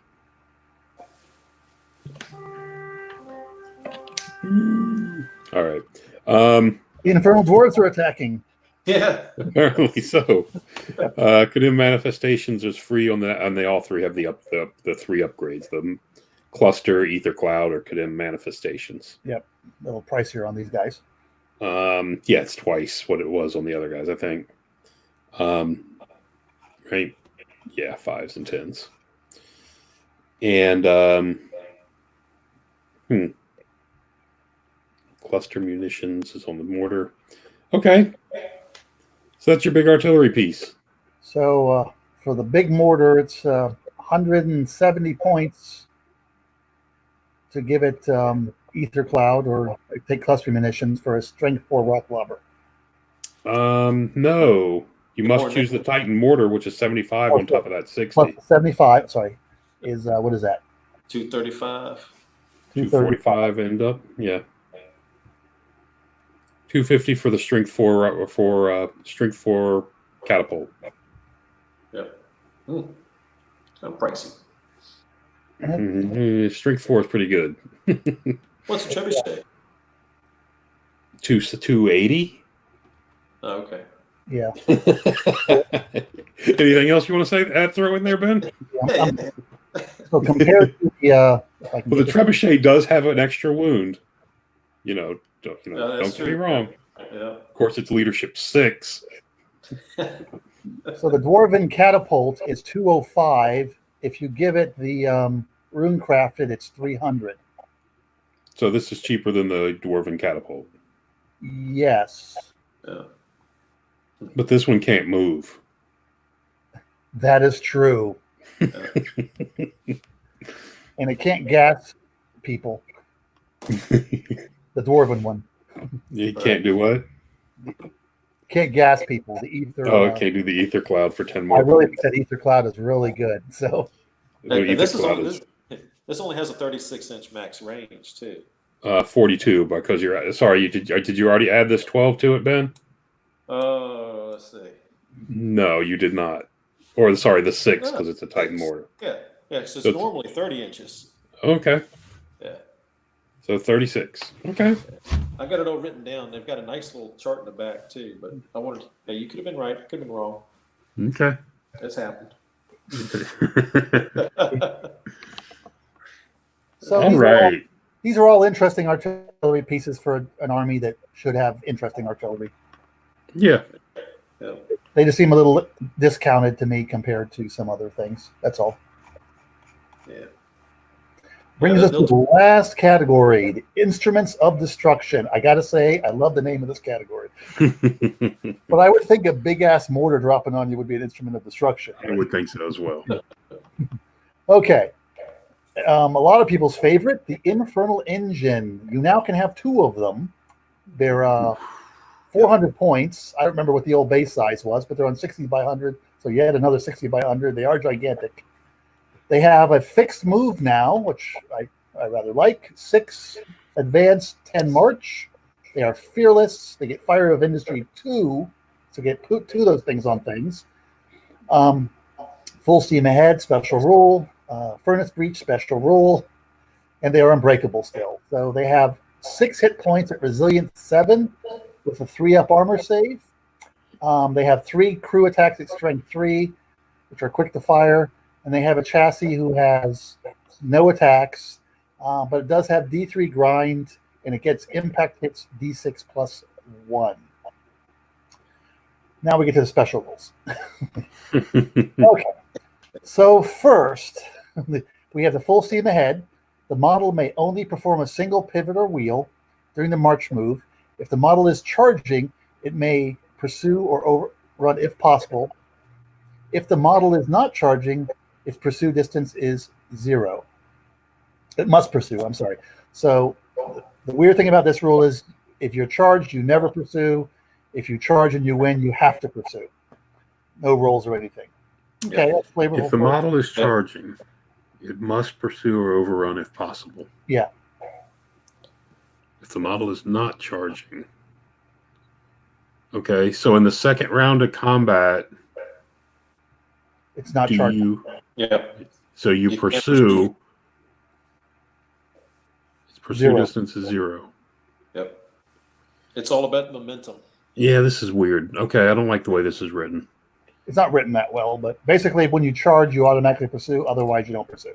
On the round you charge, you have to pursue or Right. overrun. After that, you cannot. Right. Correct. Okay. All right. Okay, then we have the furnace breach. This is an interesting rule. Instead of rolling on the misfire table, because we need to have another misfire table, like normal, apply the following misfire effects. 2 or less, so if you roll 2 or less on 1d6, I assume that's what that is. The model may not shoot its artillery weapon nor perform march moves until the end of the game. So it can no longer shoot, and it can't march. In addition, the chassis gains, this is interesting, volcanic embrace 3d3. So I guess the cadet's escaping, it gets its extra 3d3 grind attacks. Okay. So this can be good or it can be bad depending on how you equip this thing. Then the 3-up, you get you lose 1 health point with no saves of any kind. Okay. Didn't this thing used to have 7 wounds? Yeah, it had an additional wound. Yep. Okay. Okay, so then you get the Rock Crusher universal rule. The number of chassis grind attacks is increased. I'm sorry, if you that's where the you have to pay for that somewhere. Where is that? No, the Rock Crusher is free. Crusher's free. That's what it Oh, starts that's the off. free one. Sorry, got my yes, it's up there as free. Sorry. So Rock Crusher, you get plus 2d3 attacks, grind attacks, and the model gains parry, but it loses Fire of Industry 2. So you don't automatically cause the guy to go flaming, but you get you get a handful of D3 to throw into your attacks, and you get parry, so you're harder to hit. So And it costs you nothing for Fires of Industry. Right. Right. It becomes the old hammers. Yeah, so your your big train's really hard. It's dodging, so it can't be hit because it's distracting. Steel Juggernaut. Is that the one that you have to? That's the one. Yeah, that's one you have to pay for. It's down there. It's down below. We'll get that in a second, but I'll go ahead and read it. Steel Juggernaut universal rule. You have to go on a big base, 100 by 150. You gain a health point, but you lose quick to fire. And the chassis attack value are set to 3. So instead of having 0 attacks, you actually get 3 attacks at skill 3. If you take the naphtha thrower, you pay for so to get the Steel Juggernaut, you have to take a gun. So if you take the Rock Crusher option, you can't get the Steel Juggernaut. Right. It's the old bound demon. Yeah, so if you take it's the same 3 choices: the naphtha thrower, the Titan mortar, the rocket battery, with the same upgrades. It's just these all can take the Steel Juggernaut. So you can get on the bigger base, you can get yourself an extra health point, and you can get some attacks, but you lose those grind attacks. Oh, correct. You can't bump the Rock Crusher. Yeah. Got it. And you can have 2 of these now. So you really don't have need 2. And the Rock Lugar to be unbreakable because now you got these things. And the Rock Crusher doesn't cost the Fires of Industry. Right. That's pretty big. I think this needs to. What? It loses Fire of Industry. That's what I'm saying. It doesn't cost you anything for the Rock Crusher. Yeah, as far as Fires of Industry. Mm-hmm. Doesn't count against your war machine. So you can have 2 of these and your war machines if you can fit them in the points, of course. Yeah. Well, that means you're going to have to take units that have oil skins to make up for that terrible loss. That's a good point. So you can take those little 160 point units that run around and soak you in oil. Yeah. Or okay. bolt thrower. Or a bolt thrower that does it from range. Yeah. Okay. I do like this thing's always had this model in the past has always had the random movement rule that I liked. It can move in any direction it wants, but it could only charge in the front arc using its random movement. Yeah. Is what it used to be. Which I did not mind at all. I don't like random movement especially on big silly stuff. But anyway, I don't like random movement because it breaks the mechanic. If they all worked like regular movement, it was just your movement was random, I'd be fine with it. But this, moving out of charge phase and going in 360 and all that stuff, I don't like. Right. Okay, but that's all gone from this thing. Yep. It now works just basically like an Uber chariot that grinds the hell out of you. Yeah. Yeah, so now it takes danger terrain tests. Now it's not random movement. It's a good point. Yes. You seem to be very concerned about these dangerous terrain tests, man. Yes, he is very concerned about them. Fortunately for you, they've given you a 120-point buff that you can take to avoid it. Well, this one doesn't have the... does this one have... No. Yeah, it has Infernal Brand. Okay, never mind. Yep. All right. So that brings us to the Infernal Bastion, which we've already talked about. The firing platform that this time you take it without a character riding it. It is 300 points to upgrade your unit of shooters to be able to shoot 360 and give you the other benefits of this thing. Yeah. Which are not that great in combat. If you can get to this unit, it's not that great in combat. Well, it depends on the unit. The units depends what unit you give it to. I'm just saying the Bastion itself isn't good in combat. It's got 4 strength 3 attacks and a crush attack. It's a buff. It's all about the units that are defending. Correct. And then you got to look at it. Is it worth 300 points to give 20 models 360? I guess it gives them 360 line of sight. It gives them what else? It gives them cover. Spotting as a gigantic and light cover. Yeah. Okay.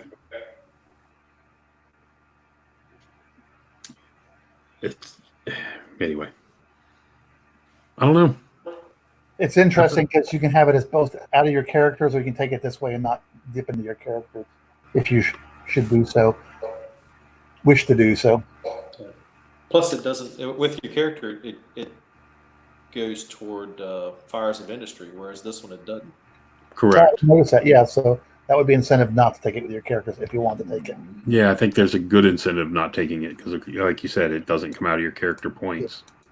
But I think the character one was cheaper, wasn't it? $240? It was a little cheaper.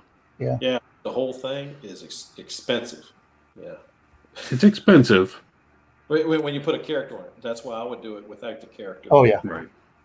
I mean, it's expensive without a character. Yeah. I mean, it's 300 points, just under 300 points. Yeah, it's on the slightly high side for a buff wagon. I don't think you're going to see it that much. Yeah. I can see it with the if you take those elite guys and that's the center of your battle line to contest the center of the table. Right. Yeah. Okay.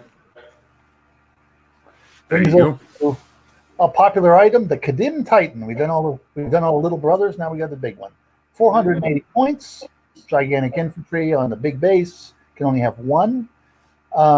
He's fearless and he's supernal. So he's basically crumbles and it's all kinds of good saves.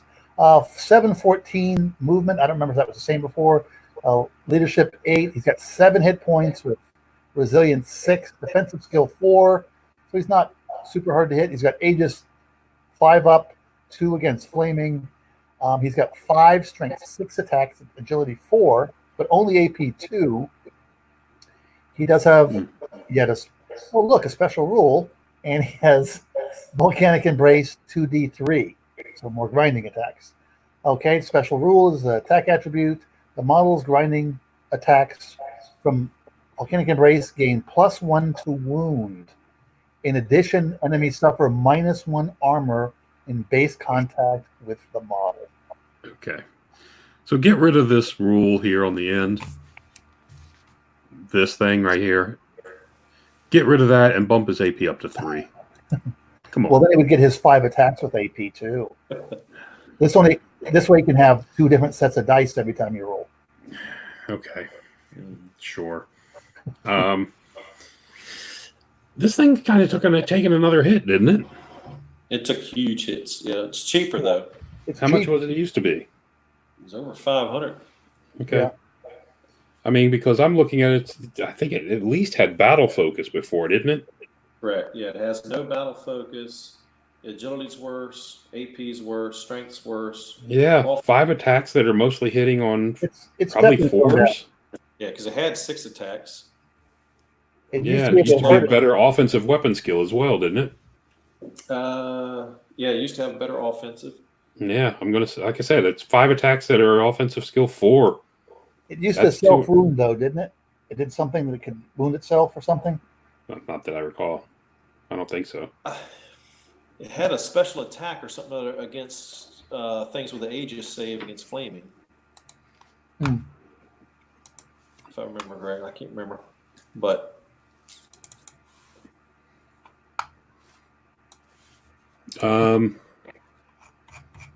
So yeah, but like I said, the 5 attacks, that's 2.5 hits a turn on average units. Yeah, Plus the it's going to need the volcanic embrace. well, that's a Plus grinding your stomp. attack. Yeah, plus And plus your stomp. No, it doesn't need grinding attacks. Volcanic embrace is grinding attacks. Yeah, I know. It does have the grinding. Yeah, and they get +1 to wound, so they always wound on a 5 up. No matter That's what. really good. That actually makes it really good against monsters. Yeah, well, against the really tough stuff. Yeah. Yeah. Being able to do that. Leadership 8 though for supernal. Yeah. Yeah, that's what it used to be. Yeah. Anyway. It used to, every time you failed a frenzy test, it gained an extra attack for the rest of the game. That's what it's. There was something about it, yeah. That's But, what its weird rule was. yeah, it's interesting. It adds to the fire family in the thing. I don't think Is that a 480 point monster? that I'm not so sure about. 7 wounds, tough 6, resilient 6. What do you call that? 4 wounds from a volcanic embrace. Okay. Yeah, it's probably in the neighborhood. Four. Yeah, it's probably about there. Well, four hits. 4 hits. Doesn't That's have what I mean. subscribe. So, I mean, think about your spider, because your spider is about this many points, right? Spider's 5/10s. Yeah, so it's right there. About the same area. It's It's got less attacks. got less attacks, higher strength. Doesn't have the poison. Doesn't have the 8 goblin attacks. Ooh. Exactly. Doesn't have as good as armor, but it does have a 5-up Aegis save. A 5-up Aegis is what is cost you on a monster. Yeah, that's a big deal. Anyway.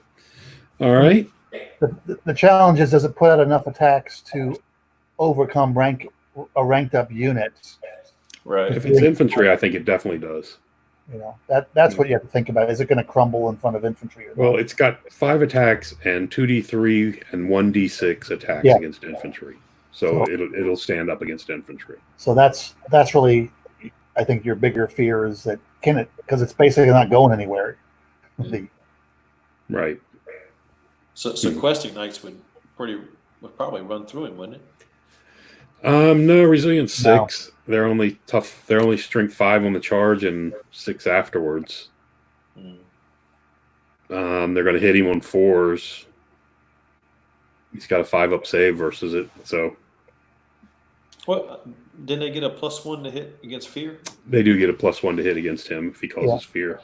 Yeah. Well, he's gigantic, so he'll cause Gigantic, terror. so he'll cause terror. Yeah. They'll hit him on 3s and wound him on 5s. So questing knights will hurt him a bit. Until he swings back. Well, I mean, he doesn't get to stomp him, so he's not doing that much to him. Now he's got 5 attacks plus those auto hits from the embrace. Correct. So you're going to call it 4 there with AP 0 on these, Exactly. which they don't care about. Well, -1 because of the Right. -1. Oh, because my armor's down by 1. Good point. So they're AP 1. Yeah. Okay. Yeah. You're right. A questing knight unit will take him, I think. Yeah. Eventually. Good. All right. Did you do that guy? I guess you did. I did. So we go to a citizen giant. He has the normal giant rule, giant see, giant do. He has rage. He's a normal giant stats, it looks like. But he is 300.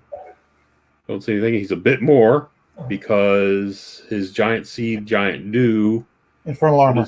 gives him infernal armor and an armor 1. Oh, so he's a 3-up armor giant. Yes. All right. So he's a 3-up armor giant. So your options on this: you can give him a club, which is the standard for every giant. Yep. You can give him a tower shield, which gives him hard cover against models from the front arc, and distracting against models engaged in close combat to the front. Yeah. So you can give up your club and go with the tower shield and get hard target distracting. Yep. Or you can go with the Vaneb Blessed Maw. This weapon becomes flaming magic. At the start of each friendly phase, choose to use flaming or magic. If so, friendly is within 6. Let's come back. He gives flaming and magic to somebody around him. Yes.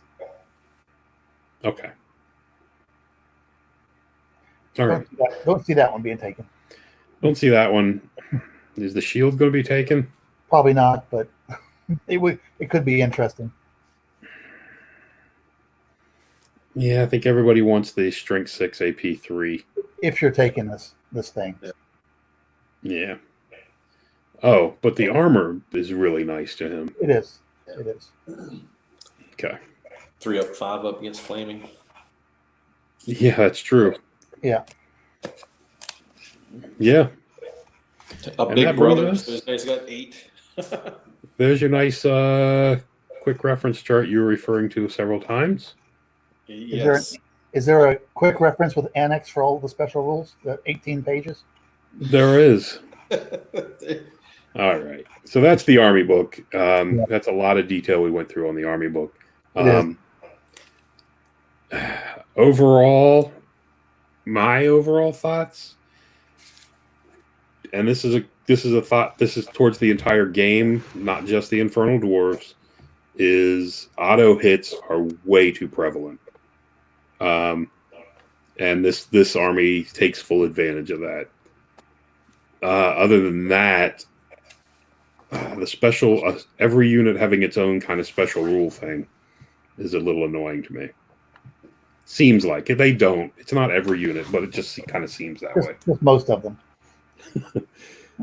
Those are my two big standouts on this thing. This, to me, this army, as I understand the fluff, seems to have embraced it. As far as you've got the whole flaming aspects, you got artillery, you got war machines, you got sturdy guys, unique firing weapons, you got slaves. So that all I think is pretty neat how they've tied all those things together. Like you, I'm not a fan of auto hits in general. I'm not a fan of large numbers of special rules. I think that favors, I'll say, top shelf tournament players.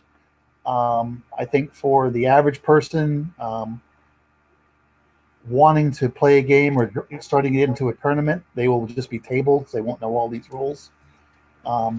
Might scare them away, frankly. So especially after they went through all that effort to make all these attribute rules in the rule book and taking them out of the Army book. So now we're adding yet more special rules.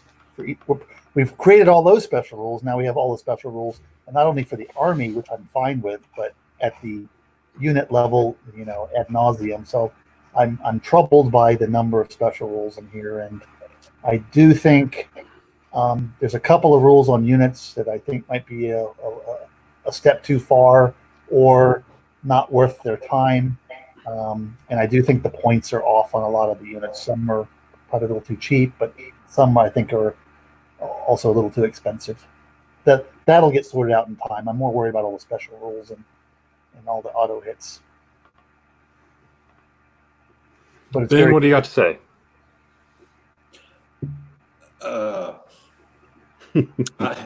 Same reasons. Statler and y'all just said, it did embrace the flavor.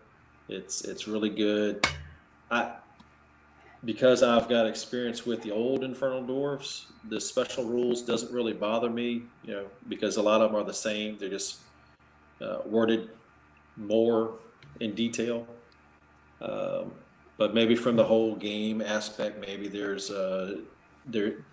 like you said, the volcanic embrace on this one, and the impacts and the stomps, a lot of special attacks in here. It does kind of take away from, and all the parry. It does take away the difference that we split up the weapon skills, offense and defense. Great point. Yeah. So, but like I said, it takes that away. I still like the special rules. I still like the automatic hits, but maybe not so much. So as me in my role, I need to help try to maybe limit some of that. But then again, I think maybe this army, like you said, has a niche because of what it is. If they're worshiping fire and there's fire all around, and you're bound to get burned. They don't really have to swing too hard. Show me that fluff and I'll accept it a little bit more. I'll work on that. Yeah, they're working on it. Yeah, I think people who've been playing the Army under Ninth Age, they're going to focus on the units that aren't as good as they used to be, and they're going to complain about those. Right. Yeah. Everyone does that, so that's just the way it is. Yeah. On the forums, there was a lot of knee-jerk stuff, and some armies. Hey, if you're T3 and you're hit with a strength 4, it's going to hurt, regardless of what faction you are. And so that's to be expected. That's just something that the T9A team has to. They have to get rid of all the noise of that stuff so they can stay focused on maybe some of the other things that are maybe little Exactly. interesting. The challenge with special rules to me, one is it's hard for newer or occasional players because Right. nobody likes to play a game and get ruled that they didn't know this rule or that rule and they lose a battle or whatever because of it. Right. Yeah. That's one thing that pisses players off probably more than anything else, and that's always a challenge when you have an army with a lot of special rules. But you need to have some because you need to have flavor. You don't want everyone. We don't want this to be Kings of War. Sorry. But, There's 16 plus books. So yeah. got to have a special rule. So you have to have variants. You got to do some stuff. No question about that. So it is interesting to. So you don't want to do away with it. You have to be. It's a balance thing. And the challenge with special rules is how do you appoint them? Because they're so situational quite often, depending on who you're playing, it makes it even harder. So I think it will take a while for them to get the points figured out. Right. They will. Yeah. But the rocket battery looks really scary. Yeah. Just it looked scarier when it had the cannon rules. Yeah, it would have been even worse. Well, when it had the double attack rules, that was yeah. 2 rockets and a Titan mortar is not a shabby fire base. Yep. No, that's okay though. Just put 2 of your tanks in there to keep stuff off of them. Yeah, take the cheap points. Well, you can't have all those, so probably not. The points is probably going to go. You have it as far as destruction, but you don't have it as far as points, probably. Yeah. Well, unless you put the rocket or the things on your tanks, then you can. Well, then the tanks cost 2 points each, so that doesn't work. Exactly. Yep. Yeah. And the 30%, and the it adds up. It does. I like those Toruks. This is interesting. Like I said, I think the blunderbusses are interesting. Yeah. It's definitely a way to go flavorful. I do like it flavorful, flavor wise, because of the like you said, the shotgun effect. Right. Yeah. But I do find it also interesting in the vassal slingshot is flammable, but the other vassal units aren't. To me, if they're carrying those oil flasks, oil skins, hey, they should be flammable as well, right? Don't they get it automatically when they have the oil skins? Well, they cause a unit to be flammable. I'm talking about them themselves. Yeah. So if somebody else is flaming, they can hit those guys. No, you do not become flammable. Oh, okay. Yeah, never just mind. for carrying it. I mean, that should be part of the rule here, is you become flammable. Yeah. I would think that's a decent way to balance that a little bit. Mm-hmm. It'd be a immersive quick fix, really. Correct. Yeah. You know what does kind of scare me about this army? Infernal dwarves used to, one of the things that I'm thinking of, at least right now, the Infernal dwarves used to be, at least when you went against them, you knew you were playing, they were coming with fire or they're coming with alchemy. Probably alchemy, because they want to start the flammable stuff. Right. Now they can go with occultism and other things because they've got so many ways of making you flammable now. Yep. At least before it was that, choice where they had to, when you were dealing with that. Anyway. Yeah. What if they Raven Wing that train? Yeah. No, they don't have. They don't have witchcraft, do they? Yeah, the goblin, the vassal guy does. Oh, okay. Wow. Okay. It's not a random mover anymore, so I guess you can now, right? Yep. They move up there 10, then you Raven Wing him 12. And set him right in front of you. Attacks. Okay. Pick a unit. Raven Wing anybody. Yeah. Anyway, looks like to me offhand, it looks like a strong book right now. Looks like a strong book to me too. Yeah. I don't know. I'd have to see some of the stuff played and see how some of the numbers work out and what you can actually do.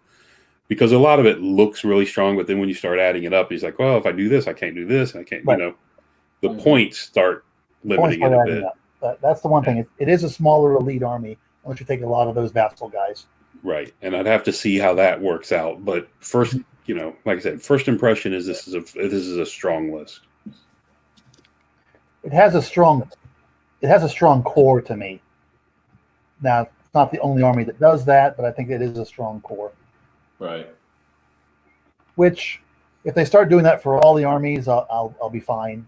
Because most armies, you're paying a core tax. You wouldn't take any core units if you didn't have to. Most armies, you're correct. Yeah. So I think guidelines for this one, this army was supposed to be one of the more elite armies. Yeah. So it definitely has that feel. It definitely does. Oh yeah. I mean, when your cheapest guys, as far as your own guys that aren't vassals, have infernal armor, everybody has infernal armor coming out of the factory. Yeah. That's a big thing. Citadel Guard with the these guys are, like I said, that's good. 3-up armor on foot. Yeah, I really like this unit as a Yeah. core. Citadel Guard. Yeah,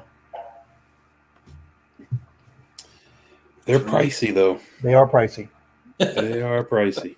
Well, they're not so bad because if you take the blunderbuss on the other guys, they end up being 18 points a model. So If you end up with a blunderbuss. yeah, Yeah. I'm just saying, if you just need the resilience 4, 3-up armor guys to plug something, those guys the warriors do a really good job. yeah, you're going to use them that way. I mean, because shields, you're not going to hurt much with strength 3, but Right. you're going to take a lot of punishment. Yeah. Well, I'll move your screen. Yeah, the Citadel Guard with the spears, and pistols. Spear and 3-up pistol is armor an save. interesting option. I think that's a really good option. No one's going to charge you. Nah, you're fighting all them extra ranks. Well, you're probably not going to have that many, but they're not going to charge you. You're going to shoot them with your pistol. You're going to shoot them with the pistols on the way in, and then you've got your spear bonus on the first round of combat. Yeah. And these, I said, you fight in an extra rank, remember? So Correct. Yeah, but I'm just saying. I mean, even if your minimum size units of 15. yeah, Anyway. yeah, you get 15 shots off, and if you got 20 of them, you're going to fight with all 20 of them Yes. Yep. with spears. Yeah. Scary. So Anyway. I really like this unit. I think it's not cheap. I mean, it's definitely an elite points unit, but I really like it. Yeah. Well, we'll have to see how these play out in tournaments and how they do. I do agree with you. Is that this is a really tough army to come against, but it always has been for a new player to run up against. Right. I think that's true to a point. I think it's more so. I think there's a lot more special rules. Plus, they've added more units and more special rules. So Correct. Yeah. And for like you said, for the newer players, the guys that don't play that much, the more casual players, the beginners, it's that. Oh wait, this unit does what again? This one, it's that effect that's a little bit of a problem. And then some of them a good number of them are various kinds of buffs and bonuses, or Right. not just something weird, Correct. But yeah, no, I think it's a strong book. I think they did a really good job of, at least unless I see something different in the fluff, but from the original stuff we saw, I think they've done a good job of really bringing the whole flame concept into it. So I really like that part of it. Right. Okay. All right. Well, I guess that's going to do it. We didn't quite make the 3-hour mark, did we? Not quite. We can work on it.